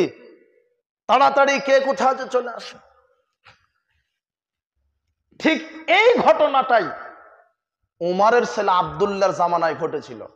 আবু দাউদের 538 নম্বর হাদিস খুলবেন। মুয়াজ্জিন সাহেব আজান দেওয়ার পরে আবার বলছে, কে কোথায় আছেন, সালাতের জন্য চলে আসেন। মানে আজান দেওয়ার পরে আবার এভাবে ডাকছে। তখন উমারের ছেলে আব্দুল্লাহ শেষ বয়সে অন্ধ হয়ে গেছিল, ও তার ছাত্র মুজাহিদকে বলছেন, এই মুজাহিদ, কোথায় তুমি? আমাকে মসজিদ থেকে বাহির করে নিয়ে যাও। যেই মসজিদে আজানের পরে আবার ডাকাডাকি করা হয়, ফাইন্না হাযিহি বিদআহ, এটা কি? এটা বিদআত। আজানের পরে ডাকাডাকি করা কি? দেখেছেন, যেই মসজিদে বেদাতি আমল হতো ওই মসজিদে সাহাবারা আমল করতেন না। এই যে দলিল, সাহাবীগণ বেদাতের বিরুদ্ধে কত সোচ্চার ছিলেন, দলিল ছাড়া তারা আমল করতেন না। এবং রাসূল সাল্লাল্লাহু আলাইহি সাল্লামের কোনো একটা কথা শুনতে দেরি, মানতে তারা দেরি করেননি। শুনতে দেরি হয়েছে, মানতে কি করেনি? দেরি করেন। বুখারী খুলেন, 2464 নম্বর হাদিস। আনাস রাদিয়াল্লাহু আনহু বলছেন, আমরা আবু তালহার বাড়িতে মাদক সেবন করছিলাম, মদ পান করছিলাম। তখন মদ প্রথম অবস্থায় আল্লাহ এখনো আয়াত নাজিল করেনি হারামের, ওই সময় তারা কি মদ পান করছিল। রাসূল সাল্লাল্লাহু আলাইহি সাল্লাম থেকে এক ঘোষক এসে বলছেন, এই শোনো, মুহাম্মদ সাল্লাল্লাহু আলাইহি সাল্লামের উপর আয়াত নাজিল হয়েছে, আল্লাহ মদ হারাম করেছেন। আনাস রাদিয়াল্লাহু আনহু বলছেন, এই কথা আমাদের কানে আসতে দেরি, আমার হাতে ছিল মদের পেয়ালা, ফেলে দিয়েছি, কারো হাতে ছিল মদের গ্লাস, ঢেলে ফেলে দিয়েছে, কেউ মুখে নিয়েছে, কুলি করে দিয়েছে, কেউ গিলে ফেলেছে, বমন করে দিয়েছে। সাহাবীরা রাসূল সাল্লাল্লাহু আলাইহি সাল্লাম থেকে কোনো কথা শুনতে দেরি করেছেন, মানতে দেরি করেননি। বুঝতে পারলেন কি? আরেকটা একটু ধৈর্য ধরেন, বিরক্ত হয়ে গেছেন তাই না? একটু ধৈর্য ধরেন। হ্যাঁ, আপনারা কেউ উঠেন না, একটু কাপড় ছেড়ে দিব। আপনারা সাধ্য অনুযায়ী দান করবেন। এই যে যুবক ভাইরা যে উদ্যোগ নিয়েছে, এরা পারতো না এখানে গান বাজনার অনুষ্ঠান করতে? পারতো না? পারতো? আমি তো এই যুবকদেরকে ধন্যবাদ দিই। মাদকের আয়োজন করতে পারতো, কনসার্টের আয়োজন করতে পারতো। আল্লাহ এদেরকে পাপ থেকে ফিরিয়ে এরকম আল্লাহর দিন তাওহীদ প্রতিষ্ঠার ব্যবস্থা করেছে। আল্লাহ তুমি যুবকদেরকে তুমি কবুল করে নাও এবং এদেরকে সার্বিক সহযোগিতা করবেন। আর একটা দেখেন, খয়বারের যুদ্ধের দিন খয়বার বিজয় হয়েছে, সাহাবীগণ গাধা জবহ করে রান্না বান্না করছে। রান্না যখন শেষ হয় একটা ঘ্রাণ আসে না নাকে? ঘ্রাণ আসে? ঘ্রাণ এসেছে, সাহাবারা প্রস্তুতি নিচ্ছে, খাবে, প্রস্তুতি নিচ্ছে, সাহাবারা খাবে। এমন সময় রাসূল বলছেন, শোনো, গৃহপালিত যেই গাধাগুলি এগুলি আমি হারাম করলাম। কি করলো? রাসূল বলছেন গৃহপালিত গাধা হারাম। সাহাবীগণ বলছেন, যেই এই কথা রাসূল সাল্লাল্লাহু আলাইহি ওয়াসাল্লামের মুখ থেকে আমরা শুনলাম, ওই যে পাত্রে ডেকে ডেকচিতে লাথি মেরে আমরা তরকারি ফেলে দিলাম, এক টুকরা কেউ মুখে দেয়নি।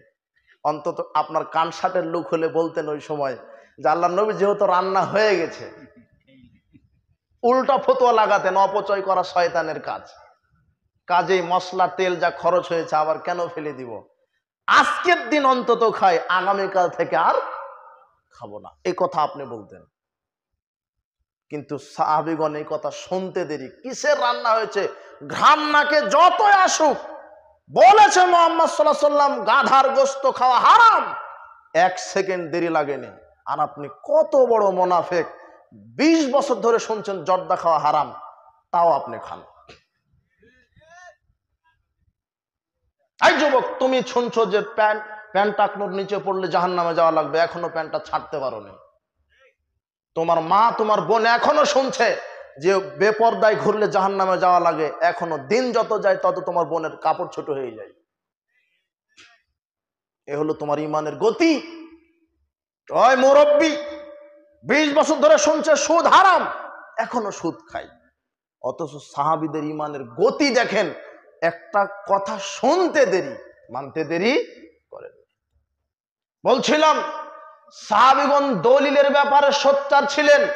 যে কোনো আমল করতে তারা দলিল তালাশ করতেন। দলিল ছাড়া যদি আপনি আমল করেন, ওই উদাহরণে ফিরে যান, দলিল ছাড়া যারা আমল করবে তারা পরীক্ষা দেওয়ার পরেও কি করবে? ফেল করবে। লিখে রাখেন। তাহলে একটা আমল করতে গেলে কি লাগে? দলিল। কয়েক মিনিট আর সময় নেব, একটু এটা বুঝলে বক্তব্যটা বুঝতে পারবেন। যে কোনো আমল করতে গেলে 5টা সূত্র লাগবে। কয়টা? এটা সূত্র, সবাই এই সূত্রটা শিখে বাড়িতে যাবেন। 5টা। যেমন শিক্ষক উস্তাদেরা যখন অঙ্ক শিখায় তখন কি সূত্র শিখায় দেয় না? তো আমল করার সূত্র কয়টা? 5টা। আমল করার সূত্র 5টা। এক, স্থান দেখতে হবে। কি দেখতে হবে? যে কোনো আমল করার পূর্বে স্থান, মানে কোন স্থান দেখবেন?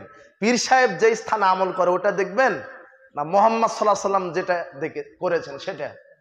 মনে করেন হজ করবেন, কি করবেন? হজ। তাহলে কাবা ঘরে, বাইতুল মুকাররমে গিয়ে 7 তবক দিলে হজ হয়ে যাবে না? হ্যাঁ, কি বলেন? এদেশের হুজুর বলছে যে টঙ্গিতে গেলে হজ হয়। আপনি আশ্চর্য কথা, টঙ্গিতে গেলে হজ। তোমার হুজুরকে বলো টঙ্গিতে কেন, কাবা ঘরে গেলেও হজ হবে না। কোথায় গেলে? আবার আপনি বলছেন কি কথা বলছেন, মানে তো কাবা ঘরেই যায়। জি না, ভুল হচ্ছে। কাবা ঘরে গিয়ে কাবা ঘর তওয়াফ করেছেন, আপনি সাফা মারওয়া সাই করেছেন, মিনায় গেছেন, মুজদালিফায় গেছেন, মাথা মুন্ডন করেছেন, কুরবানি সব ঠিক আছে, কিন্তু আরাফার মাঠে পা দেননি আপনি। হজের এক নেকিও হয়নি। 1 সেকেন্ডের জন্য হলো কোথায় পা দিতে হবে? কাবা ঘরে গেলে হজ হয় না। আরাফাতে না যাওয়া পর্যন্ত তোমার জর্দা খাওয়া হুজুর বলছে টঙ্গিতে গেলেই হজ। তাহলে হজ করতে গেলে স্থান দেখা লাগবে, অর্থাৎ যে কোনো আমলের আগে স্থান দেখবেন। তার একটা হলো হজ। তাহলে হজ করতে গেলে স্থান দেখবেন, কোথায় কোথায় রাসূল সাল্লাল্লাহু আলাইহি ওয়াসাল্লাম হজের বিধান পালন করেছে, আপনাকে সেখানেই হজের বিধান পালন করতে হবে। টঙ্গিতে গেলে হজ হবে না। এদেশের হুজুর ফতোয়া দিচ্ছে যে কাবা ঘরে 1 রাকাত সালাত আদায় করলে নেকি হয় 1 লক্ষ গুণ, আর টঙ্গীর মাঠে 1 রাকাত সালাত আদায় করলে নেকি হয় 49 কোটি গুণ। ওটা তোমার হুজুরের বক্তব্য।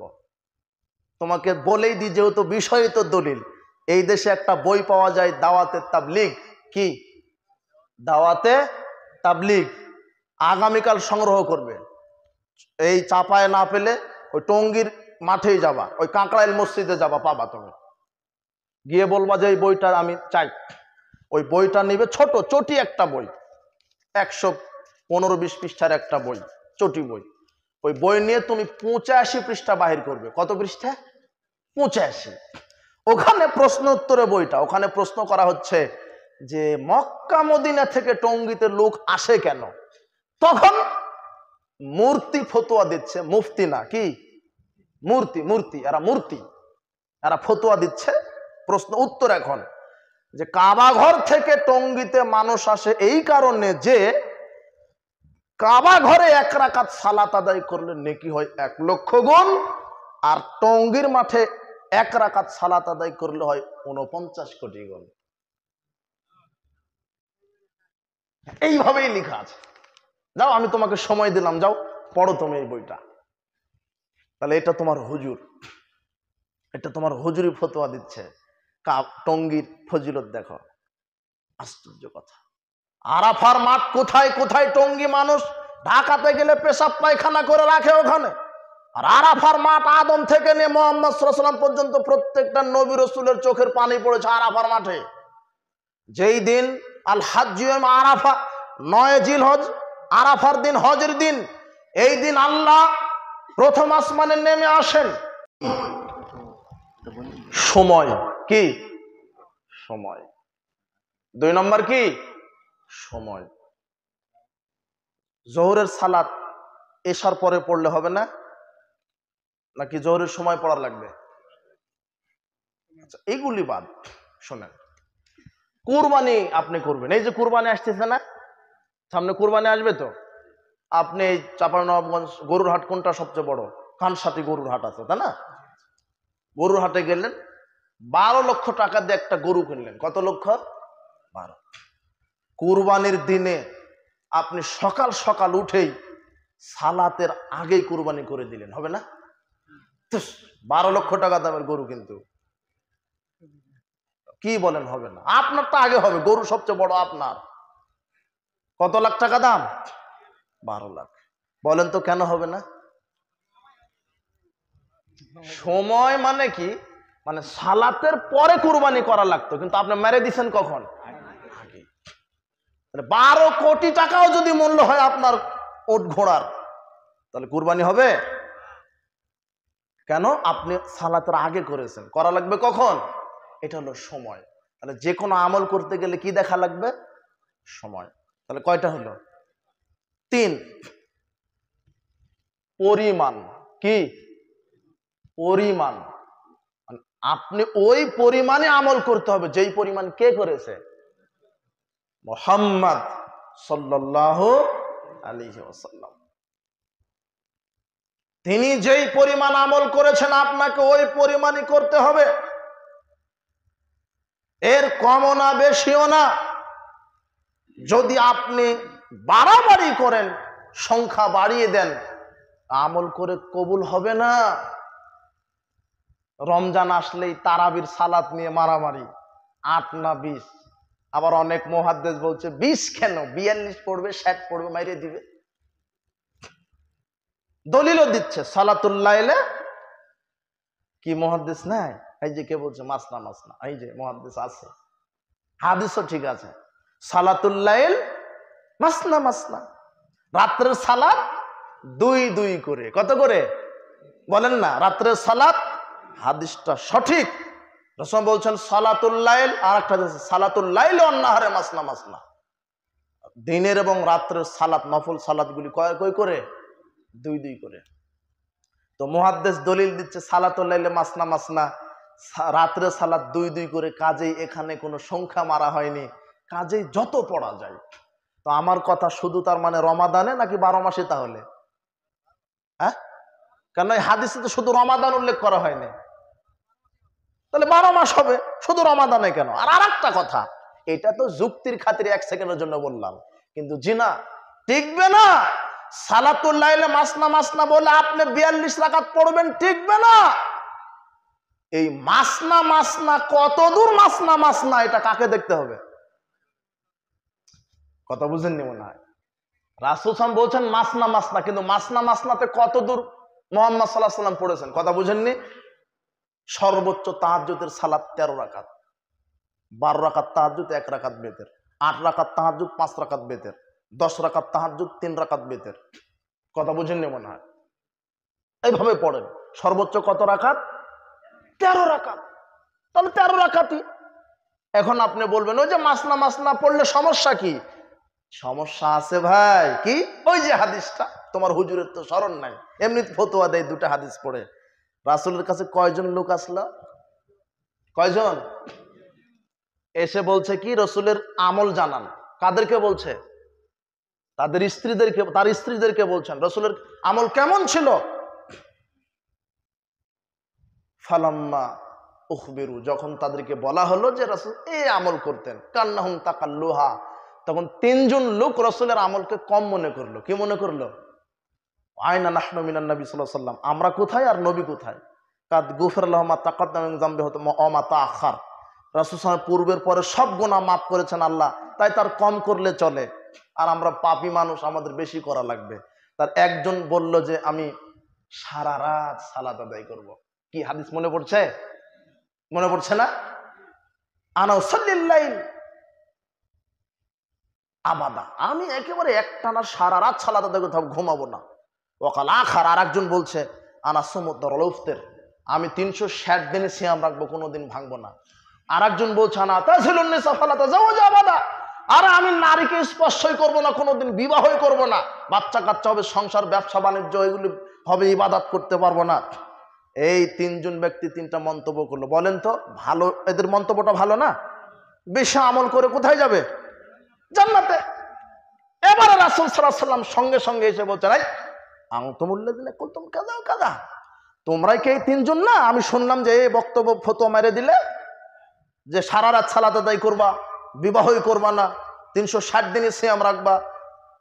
শোনো আম্মা ওয়াল্লাহি ইন্নী লাখশাকুম লিল্লাহি ওয়া আতকাকুম লাহু, শোনো রাখো, তোমাদেরকে আমি বলছি, আকাশের নিচে জমিনের উপরে সবচেয়ে বেশি যেই ব্যক্তি আল্লাহকে ভয় করে সেটা হচ্ছে না আমি মুহাম্মদ সাল্লাল্লাহু আলাইহি ওয়াসাল্লাম। লাকিন্নি আসুমু ওয়া আফতির, এরপরেও আমি সিয়াম রাখি আবার সিয়াম ছেড়ে দিই। ওয়াসাল্লিল লাইলি ওয়া আরকুদু, আমি সালাত রাতে কিছু আদায় করি আবার রাতে ঘুমাই।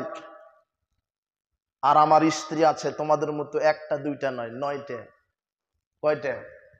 9টে।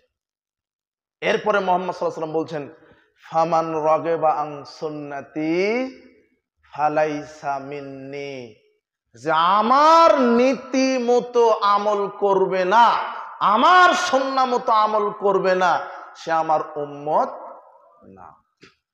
পেলেন? তো আপনি সারা রাত তাহাজ্জুদ পড়লে তো নবীর উম্মতই থাকবেন না। কতখানি পড়া লাগবে? বুঝেননি মনে হয় কথা। যতখানি কে পড়েছে। তো সালাতুল লাইলে মাসনা মাসনা বলে যদি সারা রাত পড়েন, পরিণাম জান্নাত না জাহান্নাম? তোমার হুজুরকে আবার পড়তে বলো হাদিস, আমি বলে গেলাম, পড়ে আবার ফতোয়া দিবে।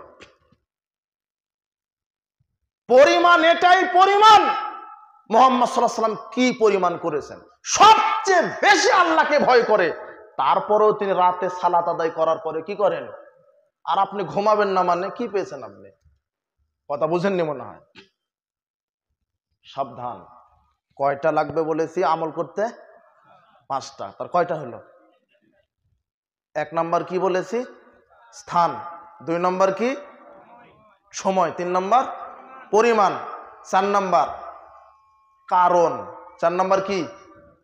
কারণ। কারণ মানে আমি যে একটা আমল করব, সেটা রাসূল সাল্লাল্লাহু আলাইহি ওয়াসাল্লাম ওই আমলটা কি কারণে করেছেন। এই যে আমার আগে ভাই বলে গেল না, এই সম্মিলিত মোনাজাত বিদআত বা অমুক অমুক তিনি নির্দিষ্ট করেছেন, সুন্দর বক্তব্য, কিন্তু আমভাবে বলে দেওয়া যাবে না যে সম্মিলিত মোনাজাত বিদআত, এই বক্তব্য ভুল। সম্মিলিত মোনাজাতও আছে দলিল, কি আছে? সম্মিলিত মোনাজাতের কি আছে? কি কুনুতে নাজালার সময় রাসূল সাল্লাল্লাহু আলাইহি ওয়াসাল্লাম সাহাবীদেরকে নিয়ে করেননি? তো আবার কি, এই যে সম্মিলিত মোনাজাত, সালাতুল ইস্তিসকা, পানি প্রার্থনার সালাতে সবাইকে নিয়ে সম্মিলিত মোনাজাত করেননি? জানেন এগুলো, জানেন? হ্যাঁ, তাহলে কি কারণে সম্মিলিত মোনাজাত করেছেন? কুনুতে নাজেলা, অর্থাৎ কারো পক্ষে বিপক্ষে যখন দোয়া করতে চেয়েছেন, তখন তিনি ফরজ সালাতের শেষ রুকু থেকে উঠে সবাইকে নিয়ে সম্মিলিত মোনাজাত তিনি কি করেছেন। বুখারী মুসলিম সব, আবু দাউদ তিরমিজি সব কুনুতে নাজেলার অধ্যায়গুলিতে এগুলি হাদিস আছে। বৃষ্টি প্রার্থনার সালাত যখন তিনি আদায় করেছেন, সাহাবীদেরকে নিয়ে সম্মিলিত কি করেছেন? তো দলিল নাই, তা আপনি বলছেন সম্মিলিত মোনাজাত বেদাত। তার মানে আমভাবে বলা যাবে না, তাহলে কি বলা লাগবে? নির্দিষ্ট ভাবে। হ্যাঁ, ফরজ 5 ওয়াক্ত সালাতে সালাম ফেরানোর পরে সবাইকে নিয়ে হাত তুলে মোনাজাত করা বিদআত। কেন বেদাত? রাসূল সাল্লাল্লাহু আলাইহি ওয়াসাল্লাম করেন নি। তাফসীর মাহফিল শেষ করে সবাইকে নিয়ে সম্মিলিত মোনাজাত করা বিদআত। কেন?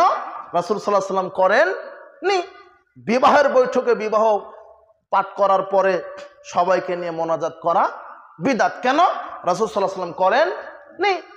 লাশ যখন উঠেই চলে যাচ্ছে, তখন আপনি বৈঠক করে সবাইকে নিয়ে দাফনের আগে একবার, দাফনের পরে একবার সবাইকে নিয়ে মোনাজাত করছেন, ওটা করা বিদআত। কেন বেদাত? রাসূল সাল্লাল্লাহু আলাইহি ওয়াসাল্লাম করেন নি। যদি রাসূল করেন তাহলে সুন্নাত, আমি কেন আপনাকে আমল করতে বাধা দিব? কিন্তু আমল করতে গেলে কি লাগবে? বক্তব্যের বিষয় কি আজকে? দলিল। তাছাড়া আপনি আমল করে জাহান্নামে চলে যাবেন। সারা রাত তাহাজ্জুদ পড়লে ক্ষতি কি? ভালোই তো, কথা বুঝেননি মনে হয়। কিন্তু সারা রাত যে আপনি 100 রাকাত পড়বেন, তার কি থাকা লাগবে? আশ্চর্য কথা। এমনিতেই ফতোয়াবাজি করলে হবে নাকি? রাসূল সাল্লাল্লাহু আলাইহি ওয়াসাল্লামের দিন বুঝতে হবে। রাসূল সাল্লাল্লাহু আলাইহি ওয়াসাল্লাম যেই কারণে করেছেন, জুমার দিনে 2 আযান মেরে দেন, তাই না? হুজুরির ফতোয়া দিচ্ছে যে ওসমান 2 আযান দিয়েছে, চলবে না মানে? আমি সবচেয়ে বড় মুফতি, কে আছে এদেশে মুফতি? আমি সবচেয়ে বড় মুফতি। 2 আযান জুমার দিনে দেওয়া সুন্নাহ। হাদিস আছে কি? আলাইকুম বিসুন্নতি সুন্নাতিল খুলাফা রাশিদিনুল মাহদিয়িন। আল্লাহর নবী বলেছেন, আমার সুন্নাত মানো। আবু বকর, ওমর, উসমান, আলী রাদিয়াল্লাহু তাআলা আনহুম, এই 4 জন খলিফার 4 জন সাহাবীর সুন্নাত মানো, এটা রাসূল সাল্লাল্লাহু আলাইহি ওয়াসাল্লাম বলেছেন। তার মানে জুমার দিনে 2 আযান দেওয়া এটা কার সুন্নাত? উসমানের। এই যে তোমার হুজুর মারে দিল ফতোয়া, কিন্তু তোমার হুজুর তো বুঝতে পারেনি যে কি কারণে উসমান দিয়েছে। এখানে 2টা জিনিস তোমাকে দেখতে হবে। কয়টা? আমি যে জুমার দিনে 2 আযান দিব, কয়টা জিনিস দেখতে হবে? কারণ, আর একটা হলো স্থান। কি? উসমান রাদিয়াল্লাহু আনহু যেই কারণে 2 আযান দিয়েছেন, ওই কারণটা যদি আজও থাকে সমাজে, দিতে পারবেন। কি কারণে দিয়েছেন? ওই সময় না ঘড়ি ছিল, না মাইক ছিল, পাশে একটা বাজার ছিল, ওখানে মানুষ কিনা কাটাতে কি ছিল? ব্যস্ত। তাই তিনি তার নিজস্ব ইজতিহাদে সরকারি ফরমান জারি করলেন, শুধু ওই একটা মসজিদে, অন্য কোনো মসজিদে না। ভালো করে বুঝেন কিন্তু, যে তোমরা যেহেতু মাইক নেই, বা ওটা বুঝাই যাচ্ছে যে কানে পৌঁছাবে না, তারা ব্যস্ত বাজারে। বাজারে জাওরা নামক বাজারে গিয়ে একটা আজান দিয়ে আসো। কোথায়? জাওরা বাজারে। কিন্তু আপনি মেরে দেন 2টা কোথায়? কি হুজুর রে ভাই! উসমানের দলিল দিল ঠিক, কিন্তু উসমানের আজানের সাথে সম্পর্ক আছে? উসমান রাদিয়াল্লাহু আনহু দিয়েছে বাজারে, আর হুজুর মেরে দেয় মসজিদে। এইটাই বুঝতে হবে। আর এটাই হলো সর্বশেষ, হচ্ছে এটা 4 নাম্বার হলো না কারণ, সর্বশেষ হচ্ছে মানহাজ। কি বললাম? নীতি, পদ্ধতি। কি পদ্ধতি? কার পদ্ধতিতে? রাসূল সাল্লাল্লাহু আলাইহি ওয়াসাল্লাম। আমি সালাম দিব, তাসবিহ তাহলিল করব, কার পদ্ধতিতে? সালাত আদায় করব, কার পদ্ধতিতে? সালাম দিচ্ছে অনেকে 3 হাত 4 হাত লাগায় না? লাগায়, এবার বুকে একটা আবার মারে, আবার চুমা মারে, তাই না? ওর একটা নেকিও হলো না। রাসূল সাল্লাল্লাহু আলাইহি ওয়াসাল্লাম বলছেন তোমরা যখন পরস্পর সাক্ষাৎ করবে, দলিল তো, তাই না, দলিল দিতে হবে না? আবু দাউদের 5212 নম্বর হাদিস, মামিন মুসলিমানে ইয়ালতাকিয়ানে, যখন দুজন ছাত্র শিক্ষক বা যেই হোক রাস্তাঘাটে মুসলিম সাক্ষাৎ হবে, ফায়াতাসাফাহান, পরস্পরের দুই হাতে মোসাফা করবে। ওনার এক হাত, আপনার এক হাত, কয় হাত হলো? ইল্লা গুফিরা লাহু ক্বাবলা ইফতারিকা। রাসূল বলছেন পরস্পরের দুই হাতে যদি কেউ সালাম দেয়, তাদের এই পরস্পরের দুই হাত পৃথক হওয়ার পূর্বেই আল্লাহ তাদের বিগত সব পাপ ক্ষমা করে দেন। কিন্তু মারা দিচ্ছেন কয় হাত? পাও দেওয়া গেলে পাও লাগাতো। কথা বুঝেননি? কথা বুঝেছেন? দলিল ভিত্তিক আমল করতে হবে, না হলে আমল কবুল হবে না। কোরআন তেলাওয়াত শেষে হাফেজ সাহেব বলে দিচ্ছে সাদাকাল্লাহুল আযীম। বাহ, যার একটা জাল হাদিসও পৃথিবীতে নাই। কোন হাদিসের কিতাবে আরবিতে লেখাই হয়নি দোয়া, এমনিতেই চলছে। নাহলে তোমার চাপায় নবাবগঞ্জের সবচেয়ে বড় যে হুজুর, তাকে সকালে ধরো যে হুজুর সাহেব, আমরা যে কোরআন তেলাওয়াত শেষে সাদাকাল্লাহুল আযীম বলি, এটা হাদিসের কোন কিতাবে লেখা আছে? কি বলতে পারবেন না? কথা বুঝেননি মনে হয়। এই যে আমরা সালাতের পূর্বে যে মুখের নিয়ত আরবিতে বলি, এটা হাদিসের কোন কিতাবে লেখা আছে? এটা জাল দলিল, আমি দেখলেই হবে একটু জাল দলিল আরবিতে লেখা আছে কোথায়? এই যে তাসাউদের বৈঠকে টপ করে জাগালেন আর টপ করে নামায় দিলেন, এটা কোথায় লেখা আছে? কথা বুঝেননি মনে হয়।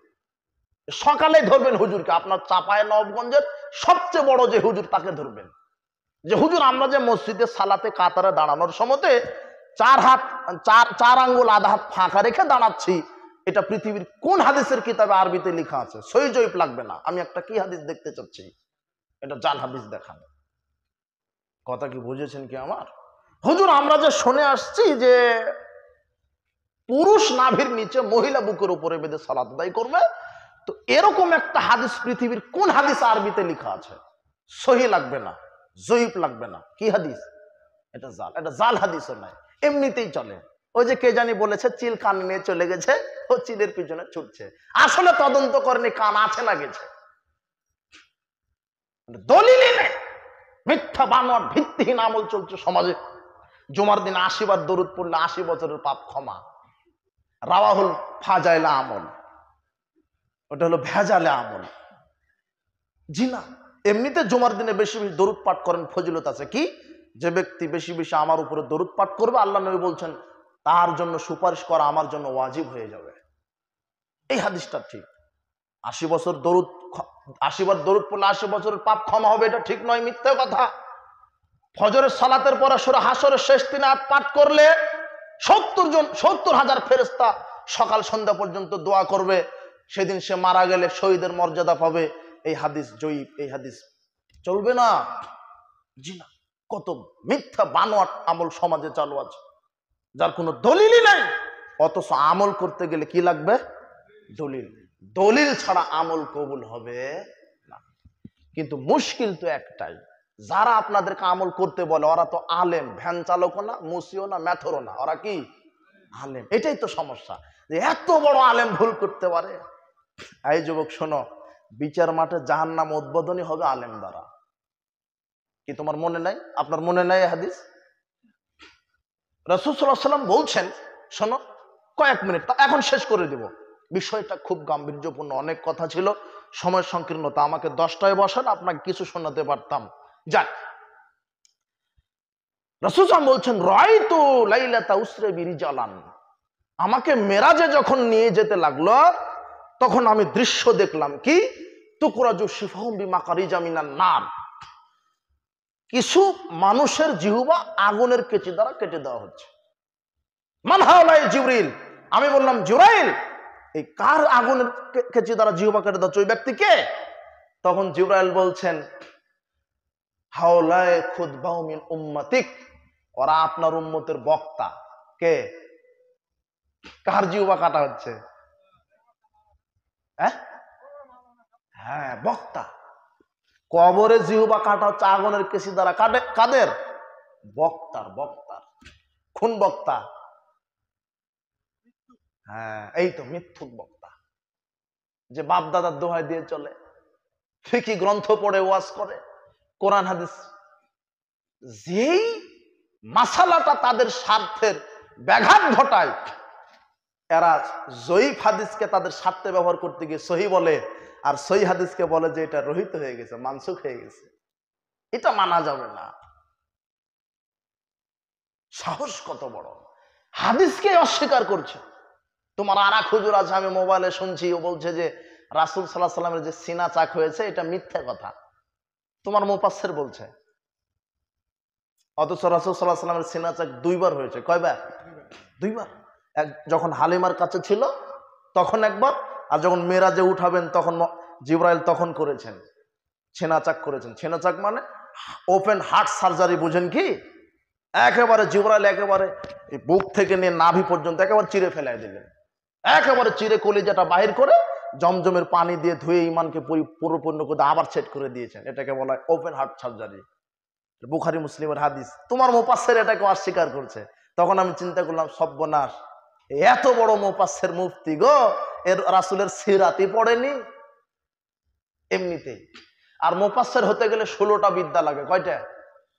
আর বাংলাদেশে আছেই 6টা, নাই কয়টা? তোমার মুফাসসির 10টা না জেনেই মুফাসসির, আন্তর্জাতিক খ্যাতি সম্পন্ন মুফাসসির। তুমি এদের বক্তব্য শোনা থেকে বিরত থাকো। যারা জাতির সামনে দলিল দিয়ে কথা বলতে পারে, শিরক বেদাতের বিরুদ্ধে কথা বলতে পারে, আরে বেকুব ভাই যুবক শোনো, তুমি কি করে বলো আমার মুফাসসিরের সামনে 10 লক্ষ শ্রোতা বসে থাকে? বেকুব, তুমি বলো তোমার মুফাসসিরকে জাতির সামনে 10 মিনিট বেদাতের বিরুদ্ধে বক্তব্য দিক, বলুক জাতিকে ফরজ সালাতের পর সম্মিলিত মোনাজাত বেদাত, কুলখানি মেলাত, কেয়াম চেলাম, হালুয়া রুটি বেদাত, আপনার মেলাত বেদাত, চেহলাম বেদাত, কোরআন মৃত মানুষের কাছে কোরআন খতম দেওয়া বেদাত, আপনার সভা সমিতির পরে, তাফসীর মাহফিলের পরে সম্মিলিত মোনাজাত বেদাত। এইভাবে 10 মিনিট বক্তব্য দিয়ে দেখুক, সামনে 10,000 শ্রোতা পাবে না তোমার হুজুর। তোমার হুজুর জাতির সামনে হক বলা, আহলে হাদিস পরিচয় দেওয়াটাই বাপের বেটা। আহলে হাদিস পরিচয় দেওয়াটাই বাপের বেটা। পাটা লাগে বেটা, বলতে হয় যে আহলে হাদিস আমরা। কোন বাপ দাদার অনুসরণ করি না, সব যারা কোরআন হাদিস মানে সার্বিক জীবনে তারা আহলে হাদিস। আশ্চর্য কথা, যখন এই দেশে মসজিদ মাদ্রাসা ভেঙে দেয়, তোমার এই মুফাসসির গুলি চুপটি মেরে বসে থাকে। এরা হক কথা বলতে পারে না। আশ্চর্য কথা, এরাই এক একটা ইবলিশের চেলা এজেন্ট। মসজিদ ভেঙে দেয়, মাদ্রাসা পুড়িয়ে দেয়, আহলে হাদিসের প্রোগ্রাম থানায় গিয়ে বন্ধ করে দেয়। এরা যদি সুযোগ পায় কাবা ঘরও ভেঙে দিবে। এরা অপরাধ কি? এরা জোরে আমিন বলে, রাফালে আদায় করে, পায়ের সাথে পা মিলাই আওয়াল ওয়াক্তে সালাত আদায় করে, সূর্য ডোবার সাথে সাথে ইফতার করে। এরা রাসূলের সুন্নাহকে মানে, কাজেই ঠেকাও এদেরকে। আশ্চর্য কথা, জোরে আমিন বলে, রাফালে আদায় করে, 12 তাকবীরদের সালাত আদায় করে। এই অপরাধে যদি মসজিদ ভাঙতে পারে, তো একই অপরাধ কাবা ঘরের ইমামও করে। এরা কাবা ঘর ভেঙে দিবে হারামখোরেরা। কাবা ঘরে 12 তাকবীরে সালাত হয় না, জোরে আমিন বলা হয়। তোমার মুফতি বলছে যে সৌদি আরবে রিয়াল কামাতে গিয়ে নাকি জোরে আমিন শিখে আসে। হারামখোর। আবার ক্লাস 1-এ পড়ো, আপনি আবার ক্লাস 1-এ পড়েন। আরেকজন শয়তান বলছে যে জোরে আমিন বলার জন্য নাকি 500 করে টাকা দেওয়া হয়। কোন পাগলের কারবার এরা? কতখানি গাঁজা খেয়ে এরা মঞ্চে বক্তব্য দিতে উঠে, আমি তো হোশ হয় না। আশ্চর্য কথা, যেখানে মুহাম্মদ সাল্লাল্লাহু আলাইহি ওয়াসাল্লাম বলছেন ইমাম আমিন বললে তোমরা আমিন বলো, ইমামের আমিন তোমাদের আমিন ফেরেশতাদের সাথে মিলে গেলে বিগত সব পাপ ক্ষমা করে দেওয়া হবে। বারাকাল্লাহ ফিক। তাহলে আমল করতে গেলে কি লাগবে? দলিল। বড় মুফাসসির দিয়ে নয়। রাত অনেক হয়ে গেছে, আমরা সংক্ষিপ্ত শেষ করলাম। বারাকাল্লাহ ফিকুম, জাযাকুমুল্লাহ খায়ের। কি জিজ্ঞাসা ছিল নাকি? না না, ব্যানারে কি কিছু ছবি দেওয়া